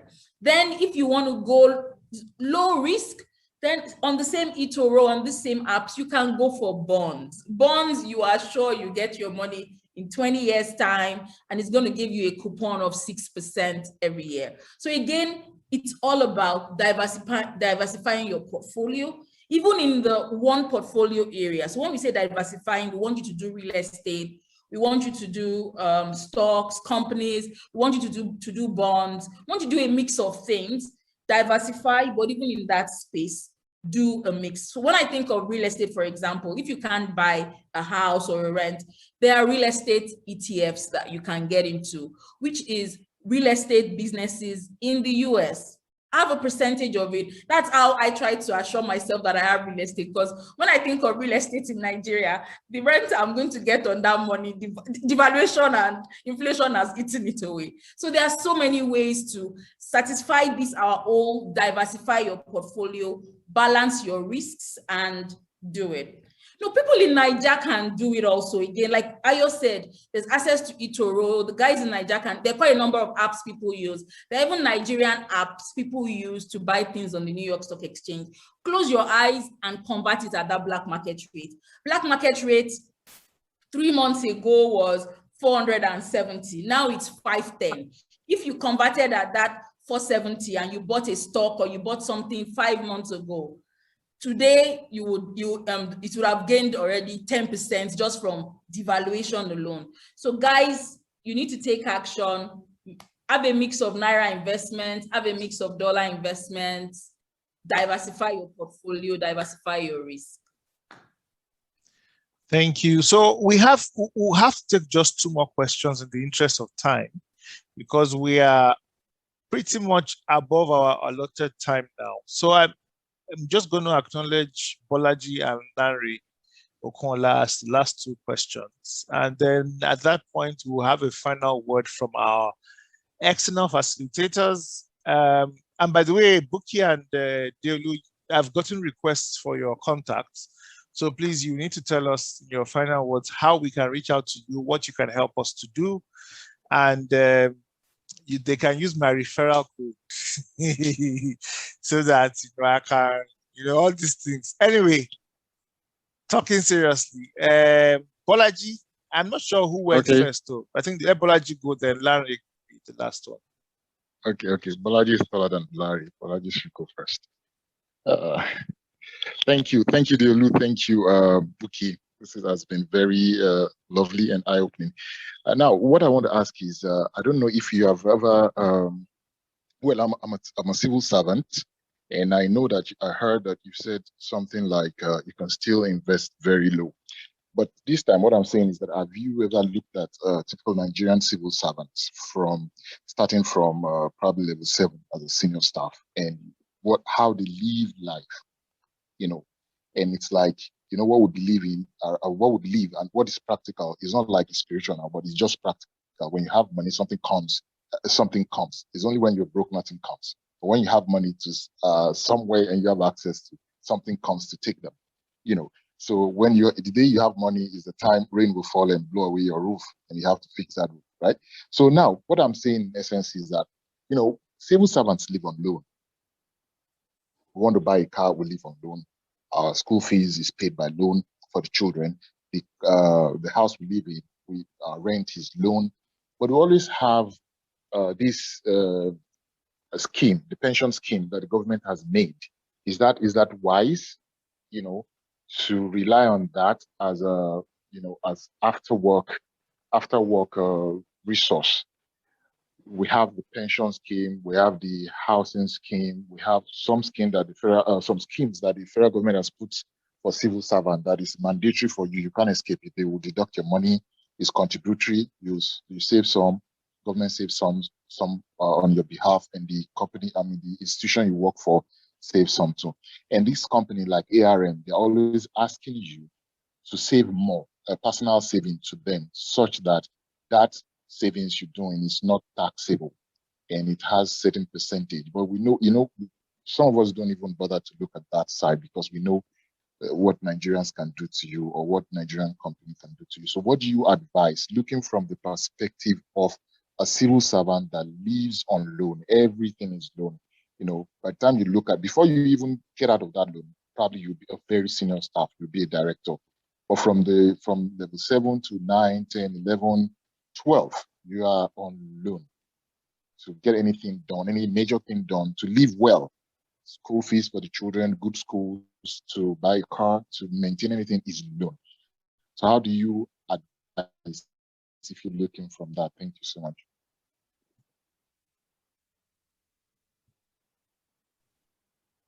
Okay. Let me okay. Yeah, Go let ahead, Deolu Deolu. go first. So I am particularly interested in this category because the space where I play is not a respecter of what you put inside. But let's start like this. There's a Parkinson's law. Parkinson's law says when income rises, expenses will also rise. So it's not even a spiritual principle, it's a life principle. That there's a covenant between your expenses and your income, where your expense are set to your income. Wherever you go, I will go. Your people shall be my people, and your God shall be my God. So the lifespan of every salary increase, government work or non-government work, is 3 months. In 3 months, normally, everything will naturalize. The things that will carry it will carry it. I like the way the Bible puts it. It says, when money increases, they increase also that we eat it. So call them inside life, call them family and friends, but somehow there's an alert that goes on in the atmosphere when you have extra money. Now, so you won't say that because my income is not high is why I have it more. Everybody lives by this reality. So what you want to do is you want to ensure that, yes, there's a government pension plan, there's a housing scheme plan, and it's good to have. But you need to also take control of your own future and have a plan. And that plan, the biggest asset for any human being on their financial future is time. It's not the volume of the money you have. The person who is wealthier than you has already also subscribed to a lifestyle that makes them spend more than you. It's like when we are playing Cash Flow 101. The pilot is spending more on their children than the teacher is spending on their children. Life will find a way of giving you an appetite that will consume what you are earning as well. So what you want to do for yourself is ensure that within that little means you have something that you are using to control your own narratives, okay? Where you can plan your savings, you can plan what you invest in. Yes, you will make some mistakes. In fact, if you have more money, you will make more mistakes. So whereas somebody will say, I made a mistake with 5,000 naira, another person will say, I made a mistake with 50 million naira, 5 million naira. We are going to all make some small mistakes in our process of learning. But what you have is, you have an opportunity to look, look, this is how much I'm earning. This is, yes, there's loan and there's a way to take care of the loans, but I want to take a little amount out. So this, your savings now needs to be or this your what you want to use to control your financial future, needs to be quote unquote in your mind an expense. To say, as I'm spending on everything, I'm going to be spending on my future.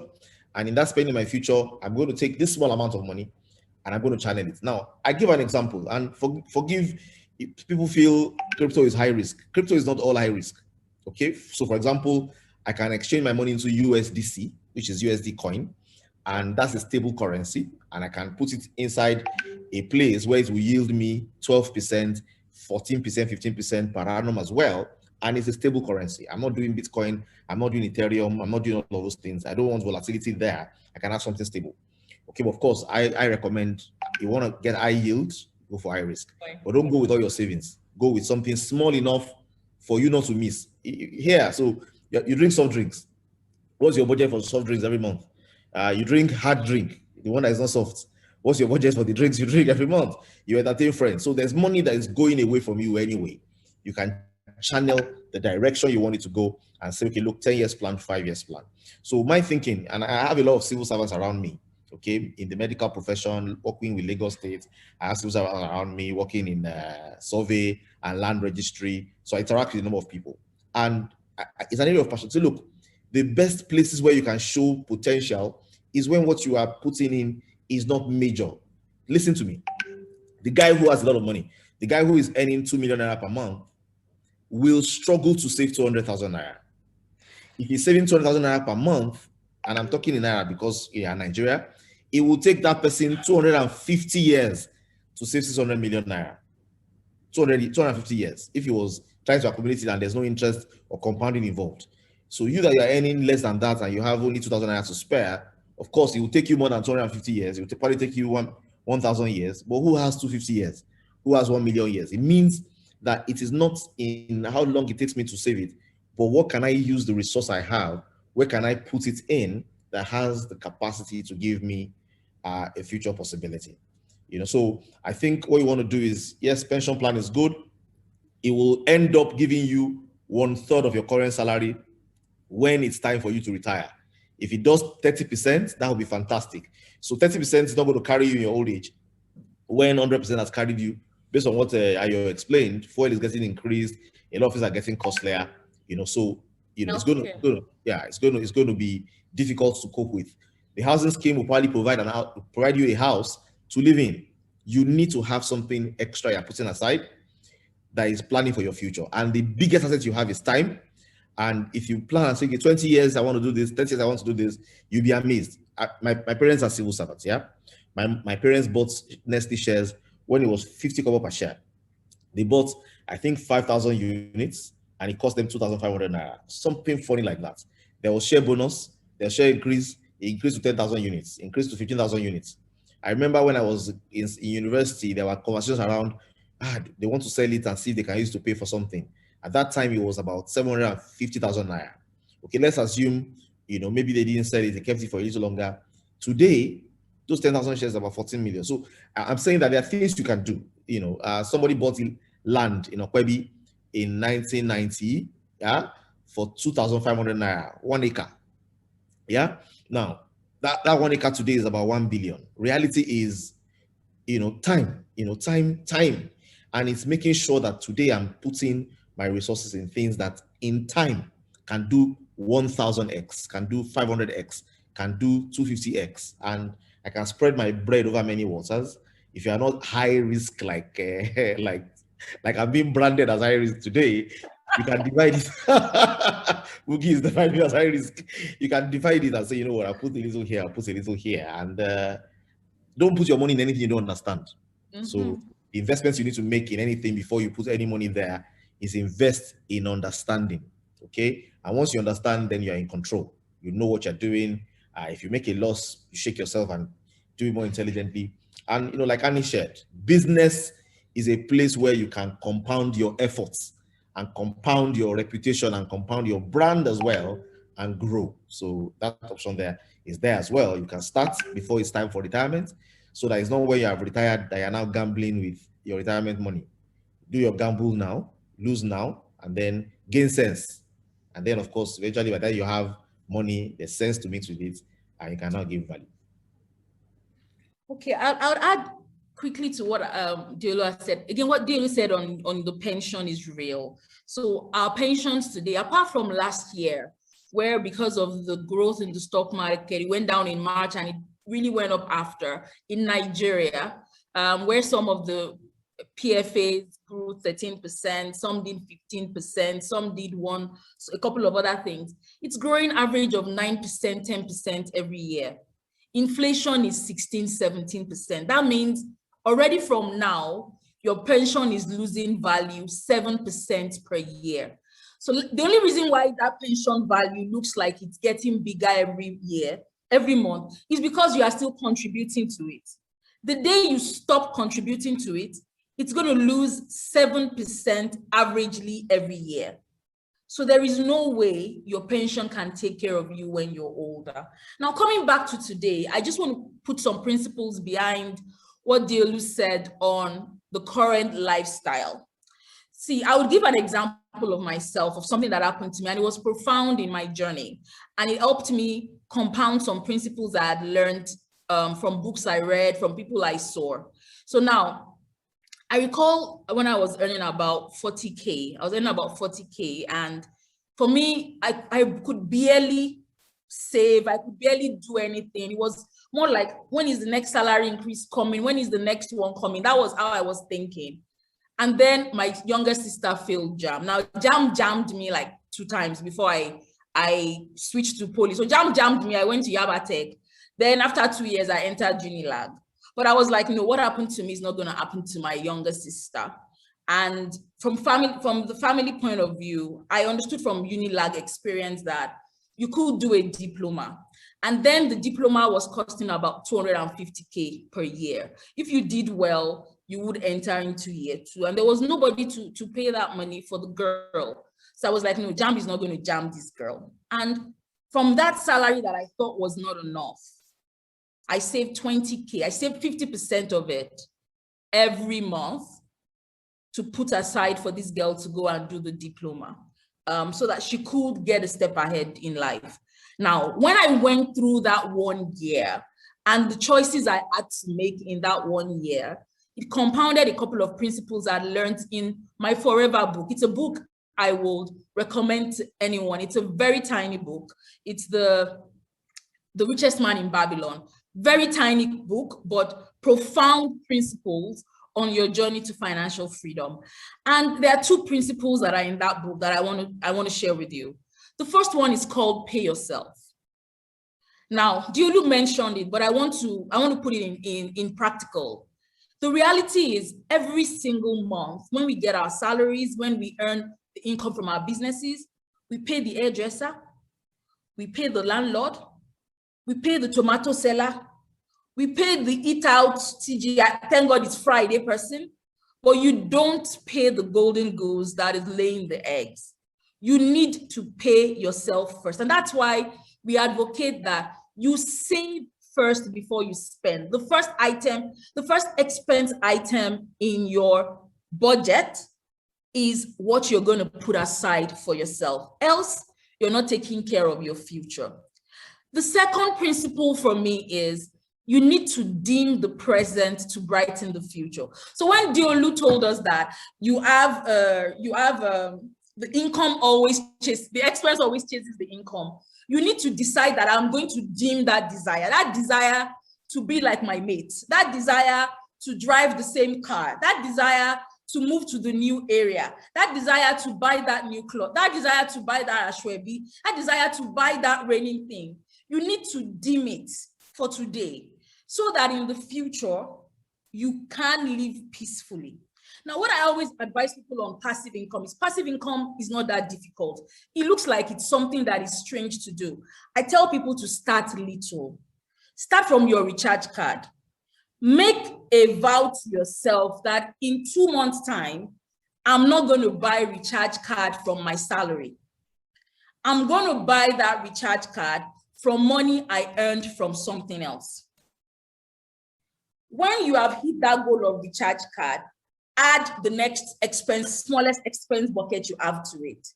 Little by little, you will climb up your expense buckets till you get to a space where you can earn passive income to pay school fees, to pay rent, to cover all of your expenses.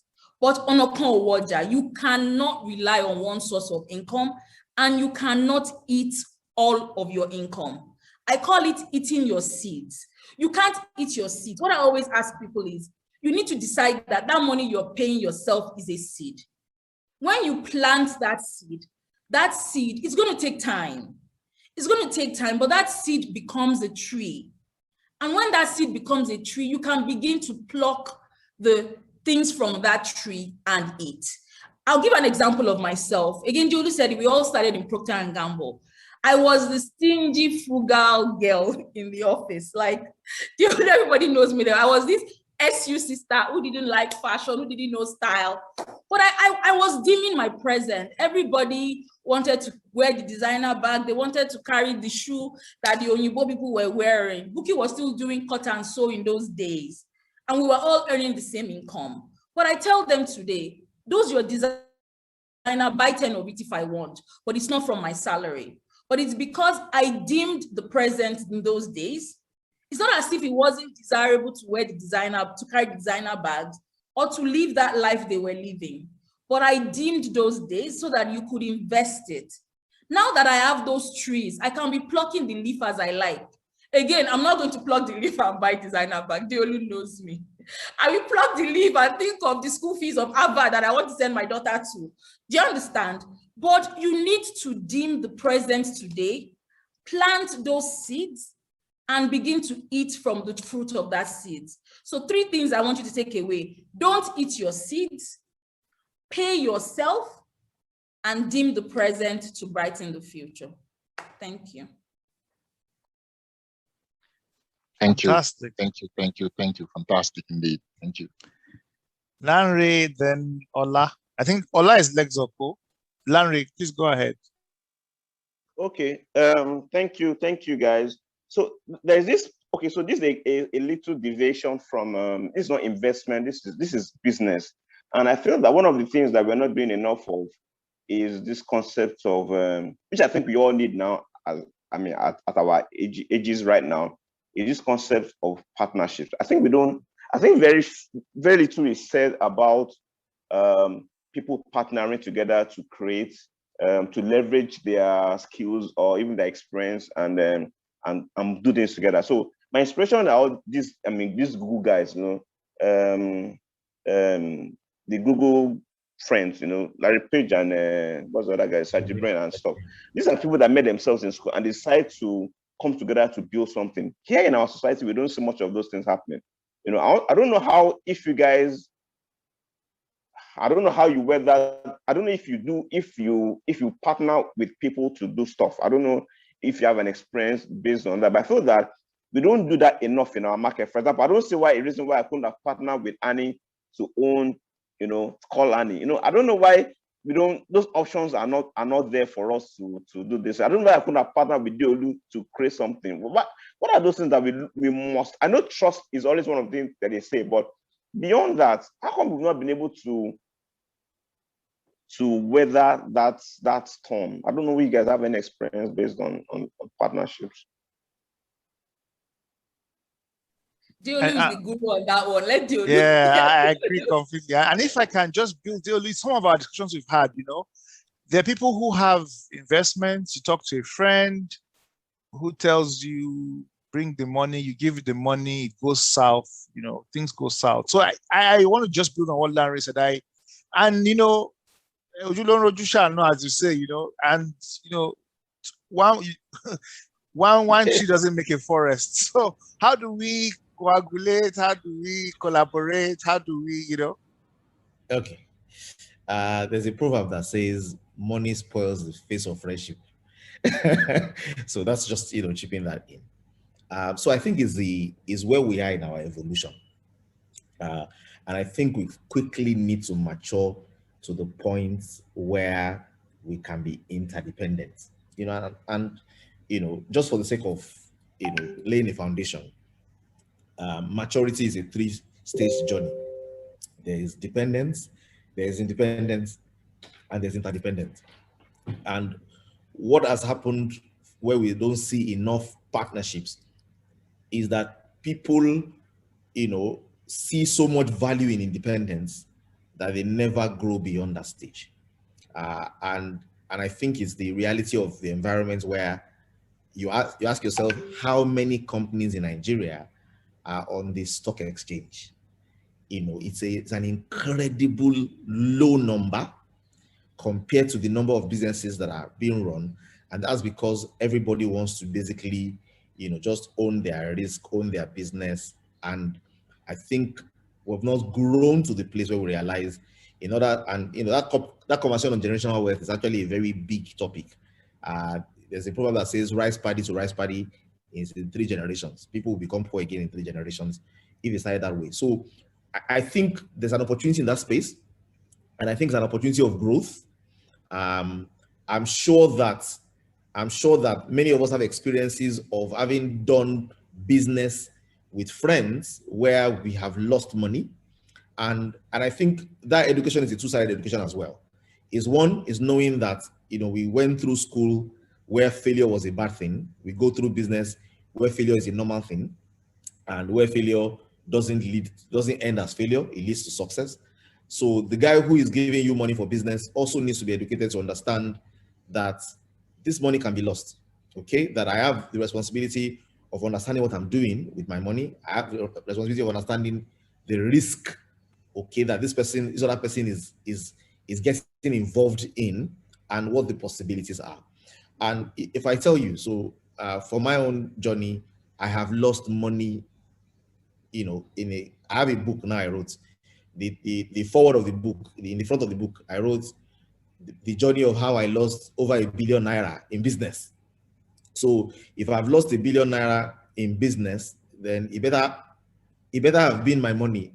If your money was involved and you don't understand that we can lose it, then I'm not sure that you'll be looking forward to doing partnership in that sense. So it's a two-way journey where we need to understand, okay, this is the risk. So this is what we're doing. And interdependence requires that we're both independent in our decision making. Your decision is not dependent on me, my decision is not dependent on you. And then we now choose to collaborate and say, you know what, my guy, you're bringing money, you're bringing your reputation, you're bringing your friends, I'm bringing my labor, I'm bringing my sweat, and this is what we want to create. And I think what makes it very sweet and exciting in those markets is because the environment also provides support for it. The environment provides the environment where, it makes sense to do, because, these businesses are, and that's the way business is done now. Before you even start anything, you want to raise funds, you're getting people to invest in it, you have your MVP, you have your investors, you're doing your pre-seed round, you're planning your seed round, you're planning your Series A, you're planning your Series B. All along that journey, you involve people, and that's the way it's been done today. So we're getting matured into that stage where it's happening with us as well. But I think it's first of all education to realize this business I'm doing, what's going to happen after I finish? How will it continue? Do I want to take on shareholders? Do I want to have partners? Do I want to ensure that I am building this in such a way that it can scale and grow beyond me? Am I structuring that into being from day one? And once we begin to think that way, then we involve more and more people as well. So today, for example, I've built businesses over the last 15 years. The latest business that I've gotten involved in building, we decided to build this way. So we did a pre-seed round. We got investors in. It's a partnership. There's somebody we've worked together before. We decided, okay, let's do this together. You are bringing technical, I'm bringing business. Somebody is bringing this. Okay, let's talk to investors. I have access based on my history and my reputation. I have access to friends who can look at what we're doing. And then we look at it, checked a few things out, did a pre-seed round, getting ready for a seed round.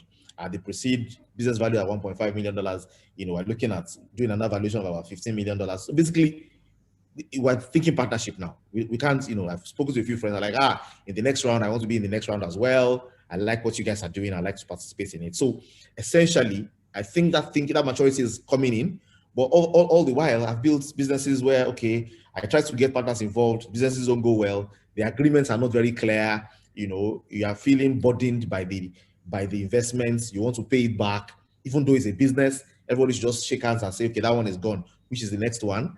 So these things need to be very clear so that okay, this is what we're doing. This is the risk we're taking. This is how it can go good. This is at the risks. This is how it can go bad. These are mitigating factors. This is how we want to do this.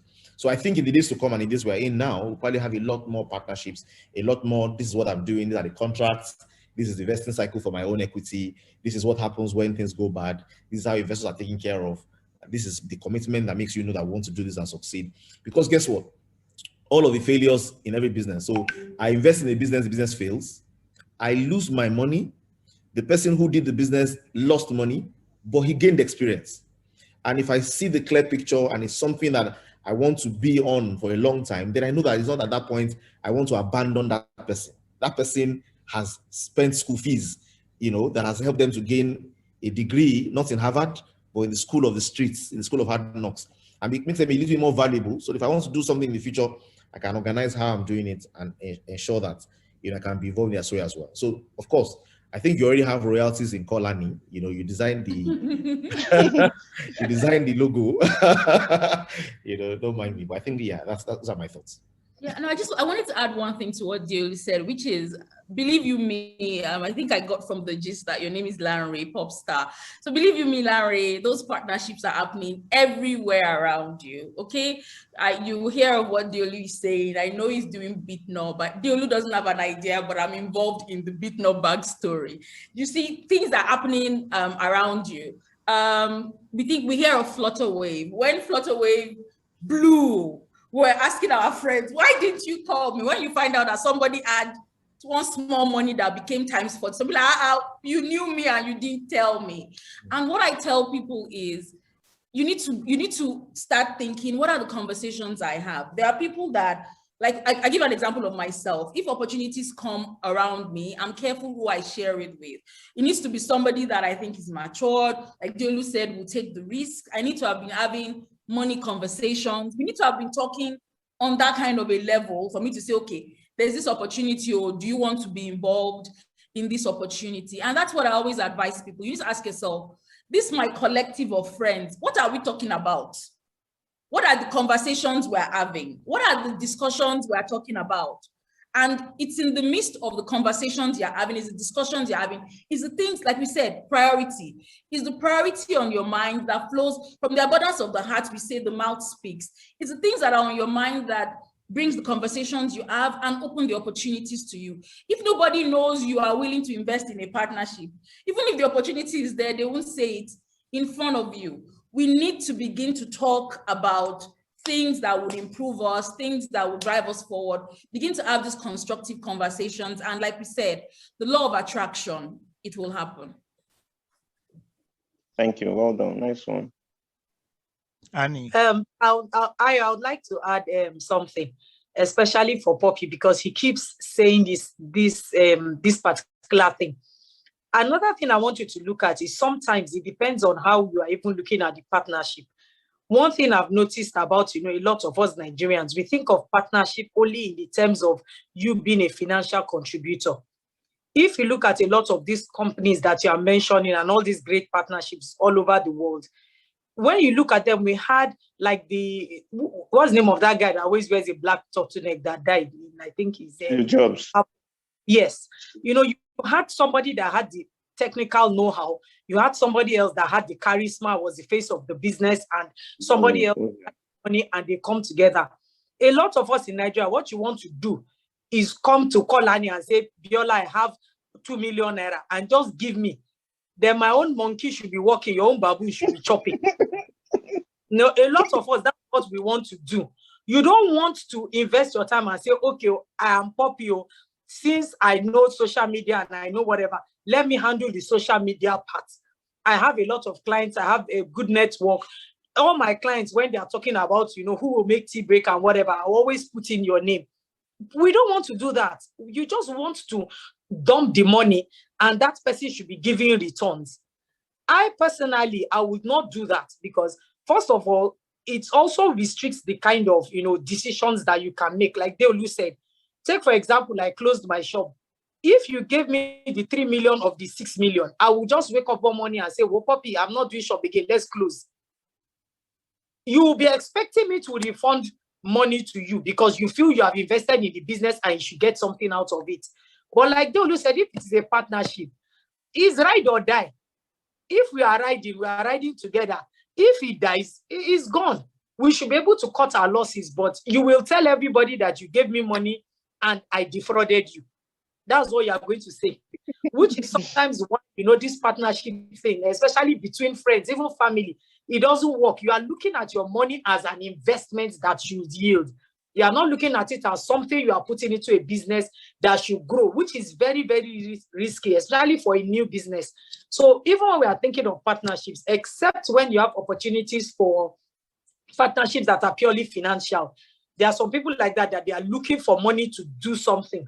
So if it is not a purely financial thing, people are more interested in partnerships where you are bringing something on board. You are bringing clients. You are not just dumping money.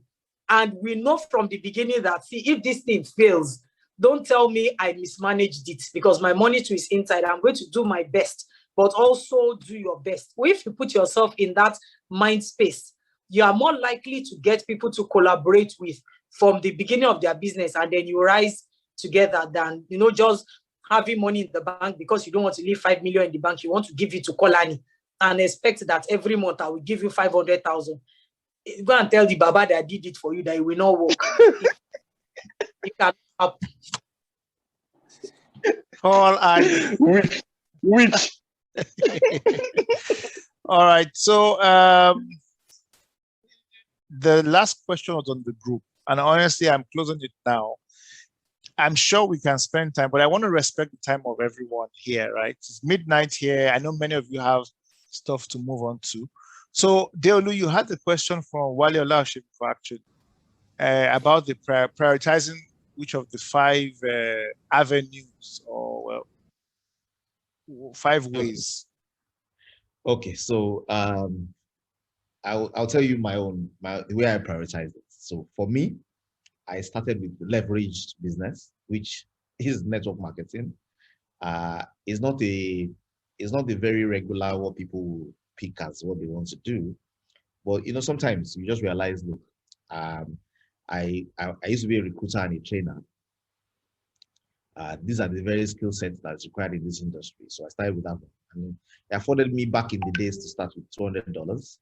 And so I started with that. So from the money I made from network marketing, I decided to get involved in real estate. I had an opportunity of an off-plan real estate where I started paying before the building was built, and it took me about 3 years. So I used my earnings, pushed earnings into that direction until at the time I got tired and I wanted to stop. And I tried to find out what happens if you get tired and you stop. And then they sent me a letter in Arabic, which I got somebody to interpret for me. I said, this is one chance. If you if you go back, the money has gone. So I decided to muster enough courage and energy to ensure that I can finish that project, and then started other projects as well. So for me, after the first one, to gain capital, the next one was real estate. Paper investments were things, I did off and on, fixed deposits, on fixed it, invest in stocks, invest in this. And then, of course, somewhere along the line, I found digital investments. My high risk cryptocurrency portfolio is not really high risk. You just need to be trained. There are low risk part of it, and we can talk about that later. So I agree. You'll have to correct myself. Okay, so for me, Bitcoin, and all the Doge coins are the ones that are high risk. There are quite a number of them that are low. Yeah. Yeah, cool. So and then I got involved in business, of course. I've always been a business person. I know that Bukki started business at age 8. I don't know when I started business. I don't know if I started at age 4, but I know I was doing some very funny deals at age 4 of collecting more money than I needed from home so that I can save up and buy treat-off and then share with my friends. But essentially, so I love business. So I got involved in doing a number of things, building a number of businesses as a way to build a system that can also create passive income as well. And then intellectual property is something I don't think I have built to a point of earning royalty yet, but I've always been fascinated about the idea that I can write a book, I can develop something of value that people can use. So if I'm going to sequence it, I'll say I started from leverage business, I moved to real estate, I got involved in paper investments. Well, at the same time with business, and then intellectual property is building gradually. Of course, the networking allows me. I've built a team of 60,000 people. I've built a team of over 100,000 people. So I generally have access to people that can reach. I can reach out to people. So that's the sequence. So for me, you start with where you're comfortable. You build, you build capacity, and then you move into the other ones. And I like what Bukki said. Bukki said she's doing all her real estate also as like paper investment. So it's like some fractional property ownership, ETFs with real estate, and all of this are possible as well within the digital investment space. So yeah, the idea is start with one, grow massively. I think one thing that would be very good to do, maybe you can organize one of these days, can be different campuses. You need to play Cash Flow 101. I think it's a beautiful game. Robert Kiyosaki's Cash Flow 101. I think I probably have played it over 200, over 300 times. I think it's a good game to play, because as you play, it gives you an insight into the strategies you can use to navigate with the cash flow you have towards creating capital gains, and then creating passive income, and then going on and on like that. Okay, and at times you go bankrupt. Yes. And it's best to go bankrupt in the game as well when you do it in real life. Yeah. Yeah. Thank you very much, Senior. Isola. See this face. All these men have become men. Okay, Deolu, thank you very much. Anytime.